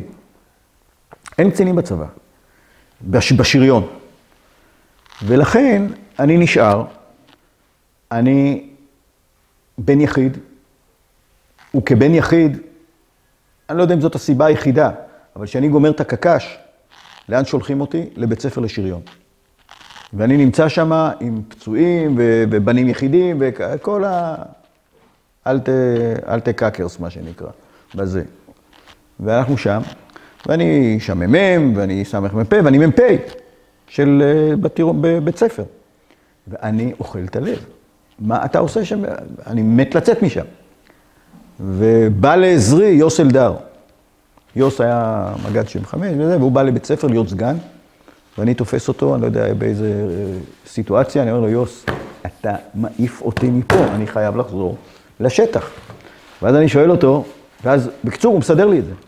הוא אומר לי, אייל, סידרנו, אתה עולה לרמת הגולן. ואז אני שואל אותו, יוס, תגיד, לאיזה חטיבה לבוא? 7 או 188? הוא 7. הוא אומר לי, אייל, לא נעים לי להגיד לך, אבל אני ממליץ לך ללכת ל-188. ואני בא ל-188, ואני הייתי כבר מ"פ. אני מ"מ. מתחיל מההתחלה. מ"מ בגדוד 74, ומצנע אז המח"ט. אני זוכר את התרגיל מחלקה הראשון שלי על ההתחלה, תרגיל מחלקה בלילה, תדליק קסנון בזה, איפה קסנון? הייתי בית ספר לשריון, לא זה, צעקות. אני זמן קצר מ"מ, סמ"פ ומ"פ. מ"פ ב-188. היה לי עוד פרק כשהייתי רב סרן, קצין אג"ם 188. אני החלטתי שאני משתחרר, ויאנוש קרא לי, יאנוש היה אז אלוף פיקוד צפון, קרא לי אליו, ישבתי אצלו, הוא הדהים אותי, יאנוש, הבן אדם הזה, אומר לי, אייל, תקשיב, אני יודע מה חושבת אמא שלך, אני יודע מה חושב אבא שלך, הוא עשה תחקיר בזה, ואני חייב שאתה תישאר בצבא. ואני נשאר בצבא. ואני חותם כל שנה. כל שנה אני מעריך בשנה, כדי להשאיר לעצמי את האופציה לצאת.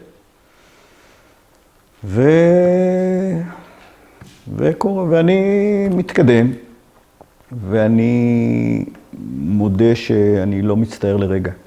זאת אומרת, אני מצטער על המוזיקה, אבל גם כשהייתי מפקד אוגדה 162, מאז ועד היום אני שר במקהלה, ואני מנגן על פסנתר, ואני איכשהו הצלחתי לשמור על הבסיס הלא מקצועי בכלל. אני גם היום, אני עכשיו לומד לנגן, בחדש, בקונסרבטוריום של יחד עם מאיה, ואני מקבל, שהייתי מפקד אוגדה 366, אצלכם היה לי אורגן בלשכה, בזה, והאיש ארטילריה שלנו, אני לא יודע אם אתה זוכר, היה דני.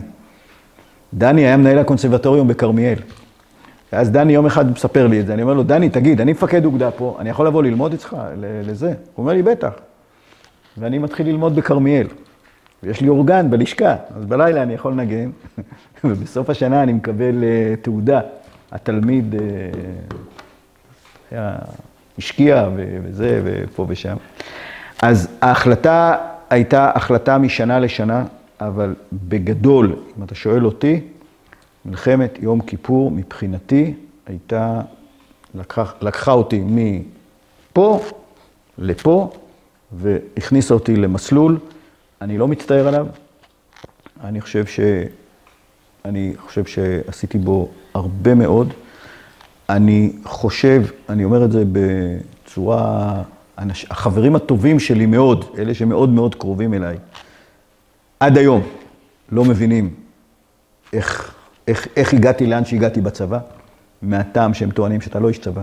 אתה לא דמות של איש צבא, אתה לא טיפוס של איש צבא, זה לא זה, אתה לא איש של כוח ושל זה, אתה משהו אחר.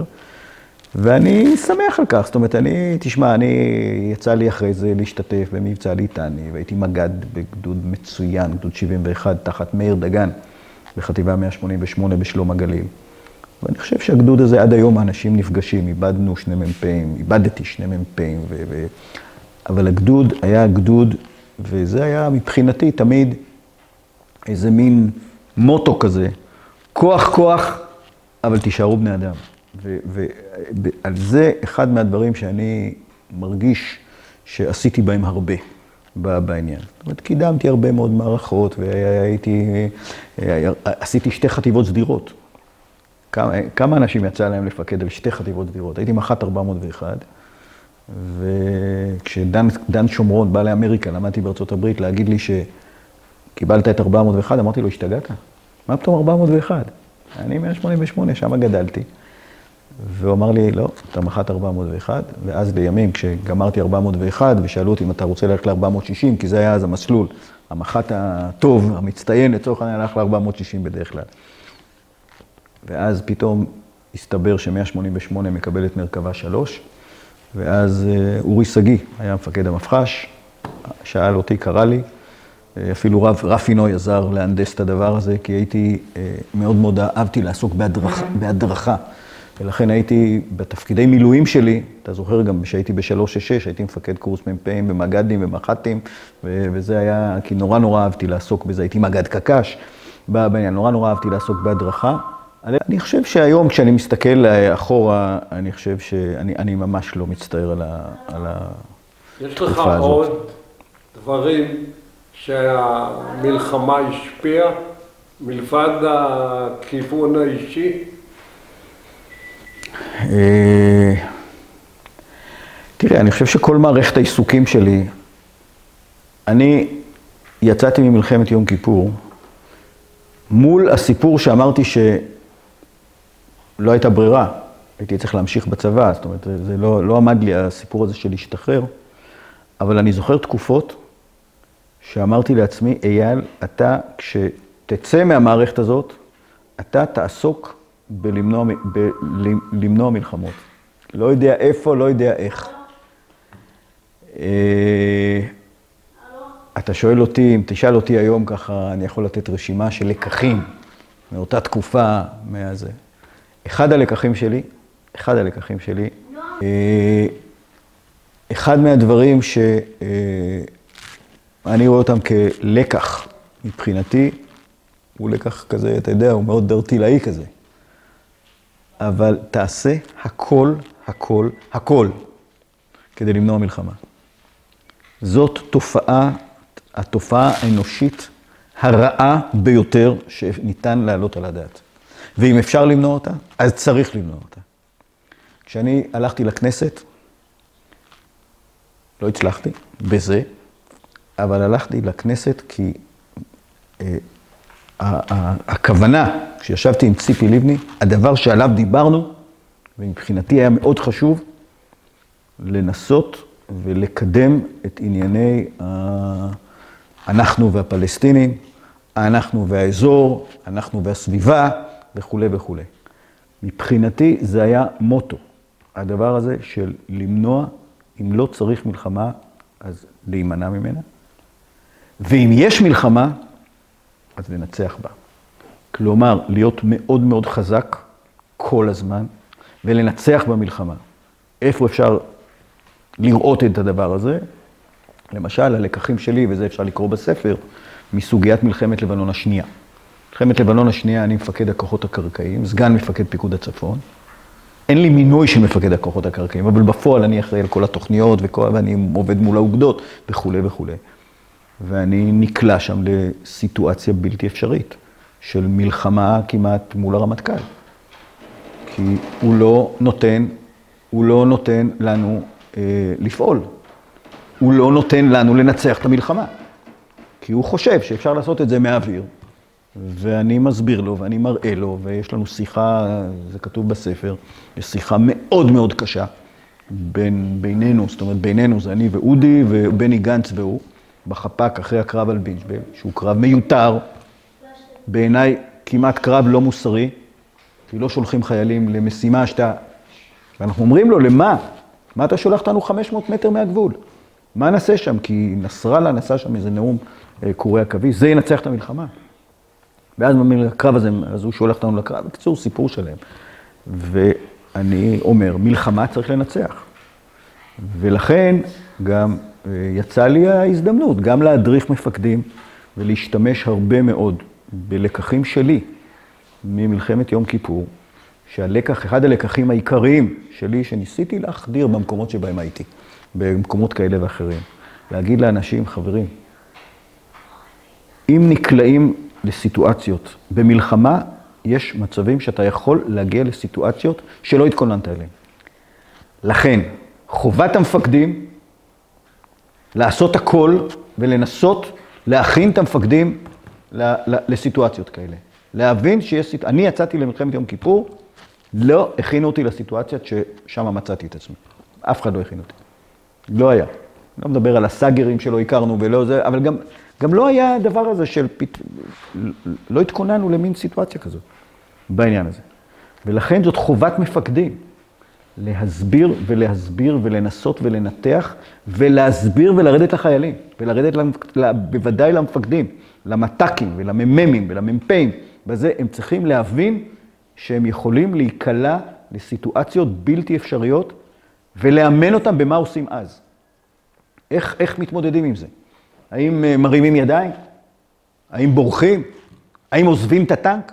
אני עד היום, ויש הרבה שעזבו טנקים במלחמות שלנו, גם בלבנון השנייה, נעזבו טנקים. ואני מודה שכשאני שומע שנעזב טנק, זה עושה לי איזה דקירה. לא יכולתם לעשות משהו אחר. מערכת התותח עבדה, המקלעים עבדו. אז מה זה לעזוב טנק בעניין הזה? זה היה הפתרון היחידי, לפעמים כן. אבל את הסיטואציות האלה צריך לדבר איתם לדבר עליהם עם האנשים, עם המפקדים, עם החיילים. היום המלחמות הן אחרות, מלחמות נגד טרור וכו' וכו', ועדיין אני חושב שיש מקום וצריך לדבר על הדברים האלה. ישנם מקרים שראינו, אפילו במלחמת לבנון הראשונה, שזו הפעם הראשונה שנקלענו למלחמה מול טרור, מול זה. גם שמה, לשמחתי לא בגדוד שלי, נהרגו לי אנשים, נפגעו לי אנשים, אבל לא נוצר מצב של אנשים שהיו בסיטואציה שאין מפקד ואין מי שייתן פקודות. אבל יש את גדוד 450, שאנחנו יודעים שהמג"ד שם נפל ונרצח בעצם בזה. זאת אומרת, אנשים נקלעו לסיטואציות שהן סיטואציות שגם מול טרור, שהן סיטואציות שבהן אתה צריך למצוא את עצמך ולקבל החלטות מה לעשות ולקחת פיקוד. יש הרבה מאוד סיפורים במלחמת יום כיפור, שאתה חופר מתחת לזה. אתה רואה שהיו מקומות שמפקדים, שציפו מהם, שיקחו פיקוד, הם לא לקחו פיקוד. לעומת חיילים או כאלה שלא ציפו מהם, או היו הרבה יותר צעירים, או היו הרבה זה, והם לקחו פיקוד בעניין הזה. על הדברים האלה צריך לדבר.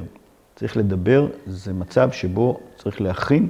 זה הכנת כוח למלחמה, זה לא רק להכין את הטנקים ולהכין טילים ולהכין זה להכין את האנשים, ולא רק בתרגילים שבהם נוסעים וכובשים וזה, אלא להכניס את האנשים לסיטואציות הכי מורכבות שאתה יכול לעלות בדעתך ולהתמודד איתם. בזה. זה בעיניי אחד הלקחים הכי חשובים שאני לפחות ניסיתי בהיותי מפקד להביא את האנשים. זאת לצד, אתה יודע, אנחנו כולנו למדנו את יום כיפור והחלטות ותהליכי קבלת החלטות, בזה יש הרבה מאוד לקחים בעניין הזה, לפחות שאני השתמשתי בהם, ולשמחתי, אני אומר לשמחתי, כי כשאני שמעתי, אם אני קיבלתי מחמאה על פיקוד, זה כשאנשים אמרו לי שבסיטואציה מאוד מאוד קשה בביירות, עם הרוגים ופצועים מסביבי, אנשים אמרו שאייל, אתה נשמעת בקשר, כמו שאתה יושב באיזה מסעדה בתל אביב. תן פקודות, בשקט, ברגיעה. את הדבר הזה ניסיתי גם להעביר הלאה למפקדים, כולל במלחמת לבנון השנייה, שבהם ישבתי על יד מפקד אוגדה, שראיתי שהוא נכנס ללחץ, ועזרתי לו, השתדלתי לעזור לו לצאת מהלחץ. בזה, ושבלבנון השנייה אמרו מילואימניקים, שמי שהיה הכתובת הרגועה בפיקוד, שהרגיע את הרוחות, גם במצבים הקשים, שאמרו לי שאני הייתי הדבר הזה. אני חושב שבלבנון השנייה, מתוך רעיונות איתך,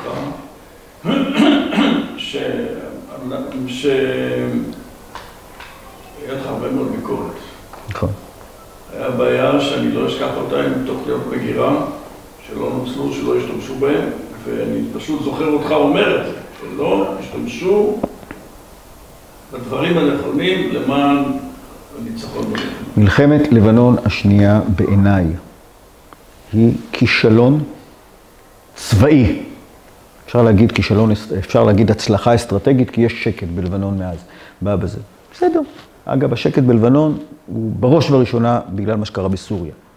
כי חיזבאללה הלך לסוריה ולא עזב אותנו. אבל לא חשוב, נגיד שהיה גם הצלחות. כצבא, אני אמרתי, מלחמת לבנון השנייה הייתה כישלון. מדוע? כי היה אחד, והוא הרמטכ"ל, דן, איש מוכשר, כל הסופרלטיבים החיוביים, למעט דבר אחד, יהירות, שחצנות, ואני יודע הכל, ואל תבלבלו לי את המוח. ובמלחמה, זה אני אעשה מלחמה בלי נפגעים. אני יודע לעשות מלחמה בלי נפגעים, עם אווירונים. בסדר, תעשה מלחמה בלי נפגעים. גם אני אשמח מאוד לא להפעיל את המהלך הקרקעי.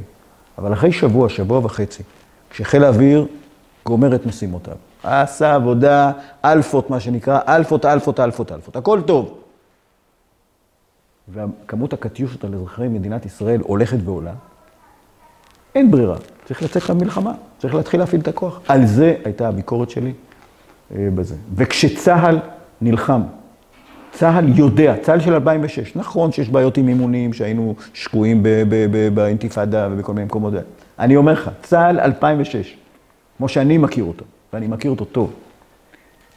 אם היה פקודה אחת של הדרג המדיני והרמטכ"ל, נהג התקדם, מה שאנחנו קוראים. קדימה, לכו, תממשו את התוכניות שתרגלנו אותן. עד הליטן, תתפסו את השטח, כל המלחמה הזאת הייתה נראית אחרת. כל המלחמה הזאת הייתה נראית אחרת. ואני אומר את זה עד היום. כי הפעם האחרונה שצה"ל פעל, כמו שאנחנו מלמדים, כמו שתכננו, כמו שרצינו, זה היה ב-82, בתקופה הראשונה. שמע, זה מלחמה. אני מג"ד, מוביל בחטיבה 188, באוגדה 36. המשימה שלי זה לחבור לכוח צנחנים וטנקים שיורד מהים, מצפון לצידון. זאת משימה לצבא. ככה פועל צבא. ולכן, על 5 ימים אנחנו בביירות, בזה.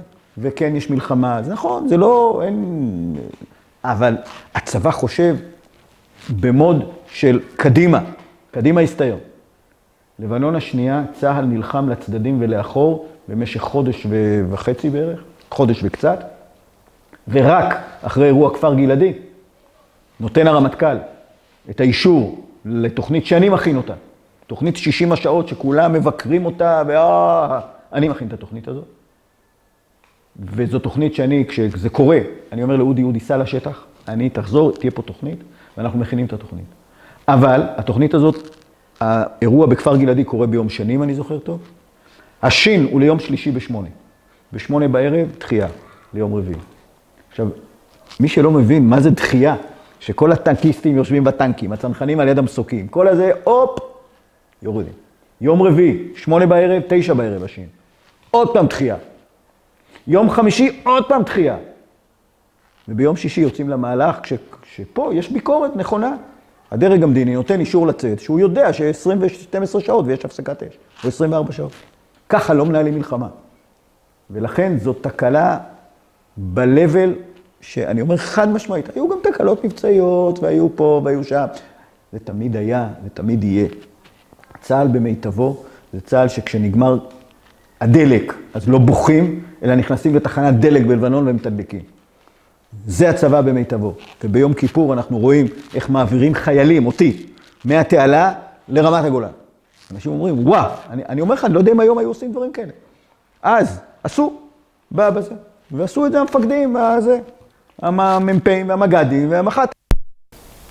מלחמת יום הכיפורים, אני חושב שחלק מהלקחים שלה רלוונטיים עד היום. יש בהם, אז אמרתי קודם, את העניין של להימנע ממלחמה. אבל זה לא בדרג של הצבא, זה דרג מדיני, אבל זה כמדינה, כעם, אני חושב שאם אפשר לעשות דברים ולהימנע ממלחמה, זה דבר מאוד מאוד נכון, וצריך באמת להתאמץ בשביל זה. אני חושב שאני לפחות פוגש היום בחברה הישראלית תופעות קשות מאוד, שעניינן כוח. כלומר, אנחנו הבריונים, אנחנו החזקים, אנחנו יכולים לעשות מה שאנחנו רוצים, ויש לנו צבא חזק. כשהייתי בכנסת, אמרו לי תמיד, תגיד, אייל, כשאתה מדבר על איך לעשות שלום, או איך להתקדם לעבר הסדרים, אתה שמאל, וכשאתה מדבר על איך לעשות מלחמה, ואני ישבתי עם ליברמן, וישבתי עם בנט, ודיברנו על המלחמה, על איך, מה צריך לעשות במלחמה. אתה עוקף ימין מימין. אמרתי, אז זה כנראה סימן שאני בסדר. זה בדיוק העניין. שצריך להיות חזקים, אבל צריך לא להשתכר בכף מכוח. כוח יכול להיות דבר נורא, כאשר משתמשים בו בצורה לא נכונה, לא הגיונית. תופעת אלאור עזריה למשל, בשבילי כלוחם, לאורך כל מלחמות ישראל, הייתה סכין מתהפכת פה בתוך הבטן. ולא אלאור עזריה הבעיה. אלאור עזריה מבחינתי זה סמרטוט, חייל, בסדר, יש כאלה. חייל רע, זה הכל. זה כל הסיפור אלאור עזריה. אבל זה שהחברה הישראלית, 50% או יותר מהחברה הישראלית, חושבת שזה מה שנכון לעשות, פה יש כישלון נורא שלנו כחברה, שמאוד מטרידה אותי. מאוד מטריד אותי, הדבר הזה. וזה כאחד שהרג לצורך העניין, שהמקצוע שלו היה להרוג ערבים 35 שנה. זה המקצוע, זה מה שלימדתי. אבל גם לימדתי שכשהייתי בג'בג'ינין, ושבאה אישה שצריכה ללדת, ערבייה מהכפר, והרופא בא אליי, אמר לי, יאל, מה לעשות? אמרתי לו, תילד אותה. הוא אמר לי, אבל אני לא יודע לילד. אמרתי לו, לא יודע מה, אתה רוצה שאני ילד? תילד אותה. והוא ילד אותה, ולמחרת פתחתי מרפאה בג'בג'ינין, לתושבי הכפר. וכל יום ב3 אחרי הצהריים היה תור עם ילדים, והייתי מאוד גאה על זה. וכשאיש מילואים תקע רובה באיזה מישהו שתפסנו אותו שם, האיש מילואים הזה, לקחתי אותו, הוא טיפל בזה שהיה לארץ שם, הוא טיפל בו, ומשם הוא הלך לכלא. ואני חושב שבדברים האלה אנחנו צריכים להבין שמלחמות, במלחמות צריך לנצח, אבל צריך להישאר בני אדם בעניין הזה, וזאת חובתם של מפקדים. מפקדים. דרך אגב, אני מוכרח להגיד שאם אני מסתכל עד היום על המטה הכללי של צה"ל, אני מסתכל על אביב, ואני מסתכל על הרצי, ואני מסתכל על האנשים האלה, אין לי מילה רע. אנשים שחושבים, לדעתי הם חושבים כמוני. בעניין, גם חלק מהם היו פקודים שלי, במקומות כאלה ואחרים. כלומר, אני מכיר אותם. זה אנשים ראויים, אנשים טובים בעניין הזה, אבל החברה הישראלית היא הפכה להיות, יש לנו בעיות בעניין הזה. אז זה דבר אחד. הסיפור שאמרתי קודם, הלקח של להכין צבא למלחמה, זה בראש ובראשונה באמת להכין את האנשים.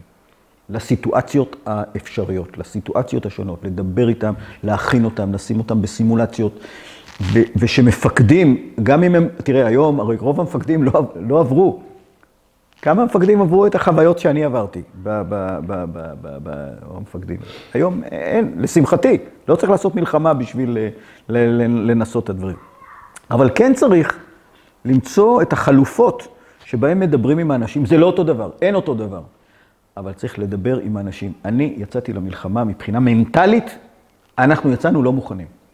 יצאנו קמ"טניקים שיודעים להפעיל את הטנקים מצוין, יודעים תרגולות, יודעים לראות בתותחים, יודעים זה. לא יצאנו מוכנים לסיטואציות שבהן נתקלנו.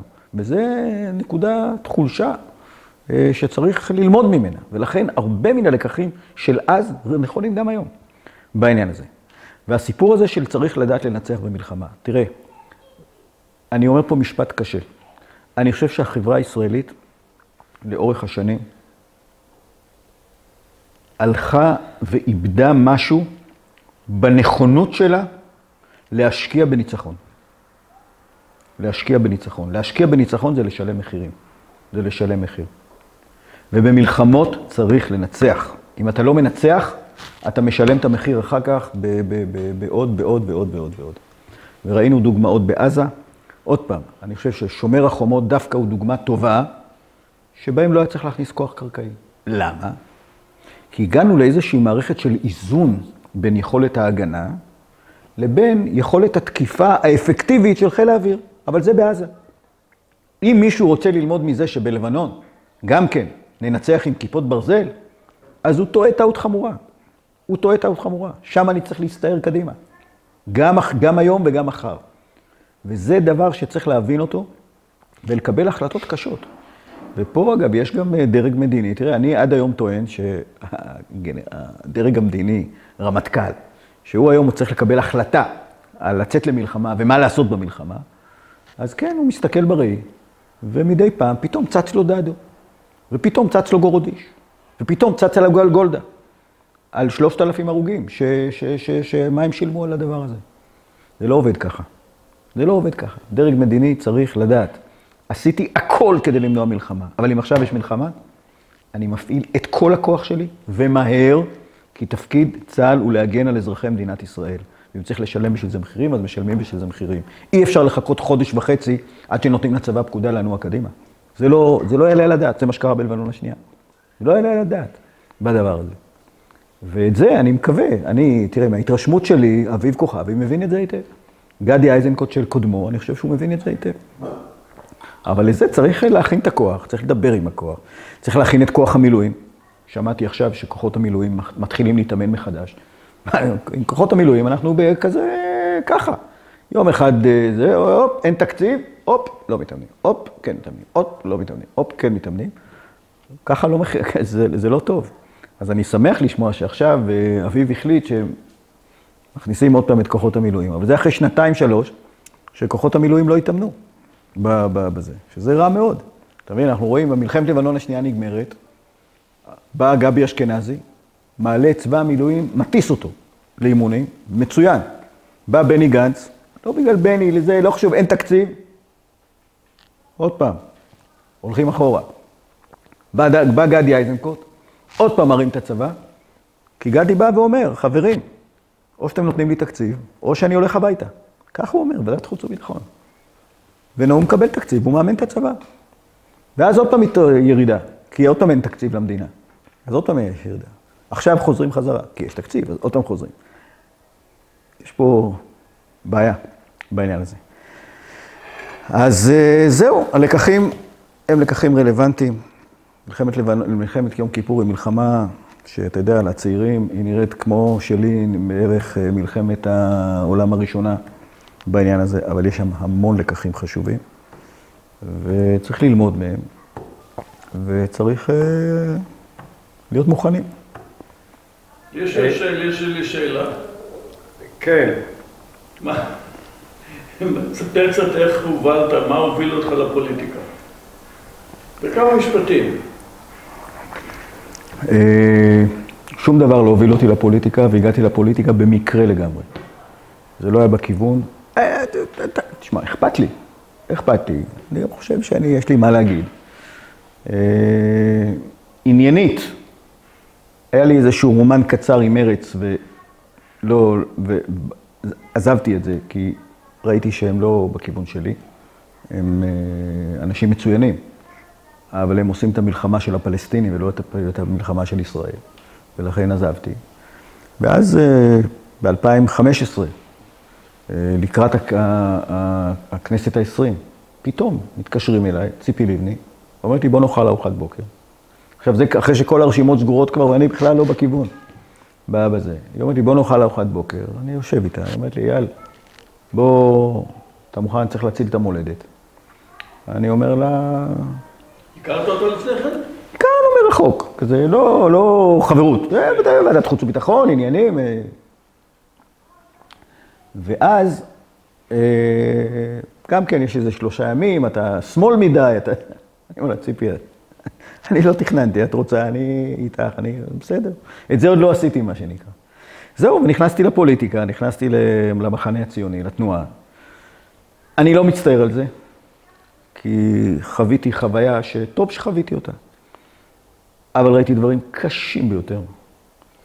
ואני מאוד מאוד לא מצטער שאני לא שם היום. לראות שם דברים, הדבר שהכי היה קשה לי, ואני מקווה שעמדתי בו בכבוד, ושאמרתי לעצמי, אייל, אתה לא מוותר על ערכיך. והיום, לצערי, כדי להיות פוליטיקאי מצליח, צריך פה ושם לוותר על ערכים שלך. וזה, אני סתם דוגמה, כדי להצליח בפוליטיקה, אתה צריך להיות בתקשורת, למשל. אתה צריך להיות מוכר, אתה צריך להיות איזה.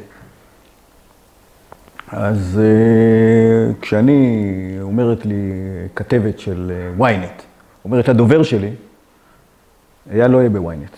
כי הוא לא מדליף מוועדת חוץ וביטחון, הוא לא מדליף מוועדת ביקורת המדינה המסווגת שהוא חבר בה, והוא לא מדליף מוועדת האתיקה. ולכן הוא לא יהיה, ואני לא. מה זה אומר? זה לא אומר לגביי, בסדר, אז אני לא, אבל זה אומר שאחרים כן מדליפים. כל השיח הזה. שמע, ישבתי שם הרבה פעמים והרגשתי כמו איזה יוץ. וגם אנשים אמרו לי, מי מכיר אותך בכלל? כי לא רצתי ולא קיללתי ולא עשיתי דברים לזה. וכנראה כי אני לא פוליטיקאי. אבל לעומת זאת, עשיתי כמה דברים מאוד חשובים בכנסת. אני הייתי אחד משיאני החקיקה. את ההחלטה עכשיו, שקיבלו על 5 מיליארד שקל למיגון הצפון, זה עבודה שלי. כי אני הלכתי לליברמן, אז, כשהוא היה שר ביטחון, ואמרתי לו, אדון ליברמן, תקשיב, והייתה לי, שמע, בקרב חברי הכנסת והשרים, אני אומר בשקט, בגדול הייתה לי הערכה גדולה הייתה לי. מהם, בזה. סמוטריץ', הם העריכו מאוד אותי על מה שאני עושה. בזה. ואת ה5 מיליארד שקל, הלכתי לליברמן. אמרתי לו, ליברמן, תקשיב, אם אתה לא ממגן את יישובי הצפון, ואני איש צפון, והייתי יושב ראש דולת הצפון אז בכנסת, אם אתה לא ממגן את הצפון, אני אומר לך שבמלחמה הבאה, אני מציע לך שתיקח איתך בנגמש כבר את וינוגרד. וינוגרד היום כבר איננו, אבל תיקח אותך שייסע איתך בנגמש, כי החקירה תתחיל כבר. אנחנו נאבד אנשים, כי אתה לא לקחת החלטה למגן את יישובי הצפון. לא יכול להיות שברעם, יישובים, שלומי, כל מיני יישובים כאלה, לא יהיו זה. אני הובלתי את הטבות השכר, הטבות המס ליישובי קו העימות. הובלתי את כל נושא הבנייה, כל נושא זה. עשיתי דברים, ואני שמח שעשיתי את זה, וחוויתי את החוויה הזאת. אבל להגיד לך שהיום אני דוהר לשם, או הולך להתחנן בפני מישהו שיקח אותי? ממש, אני היום שמח בחלקי, אני מתעסק היום עם הבנייה, ואני מתעסק היום, אני שמח. אתה יודע, ראיתי מה שראיתי באגף השיקום של צה"ל, של מדינת ישראל, לא של צה"ל. הזדעזעתי, ולכן שמתי נייר, שמתי דוח, שפעם ראשונה אמר בצורה משמעותית שאת אגף השיקום צריך לפרק ולהרכיב מחדש. וזה מה שעושים עכשיו, בגדול.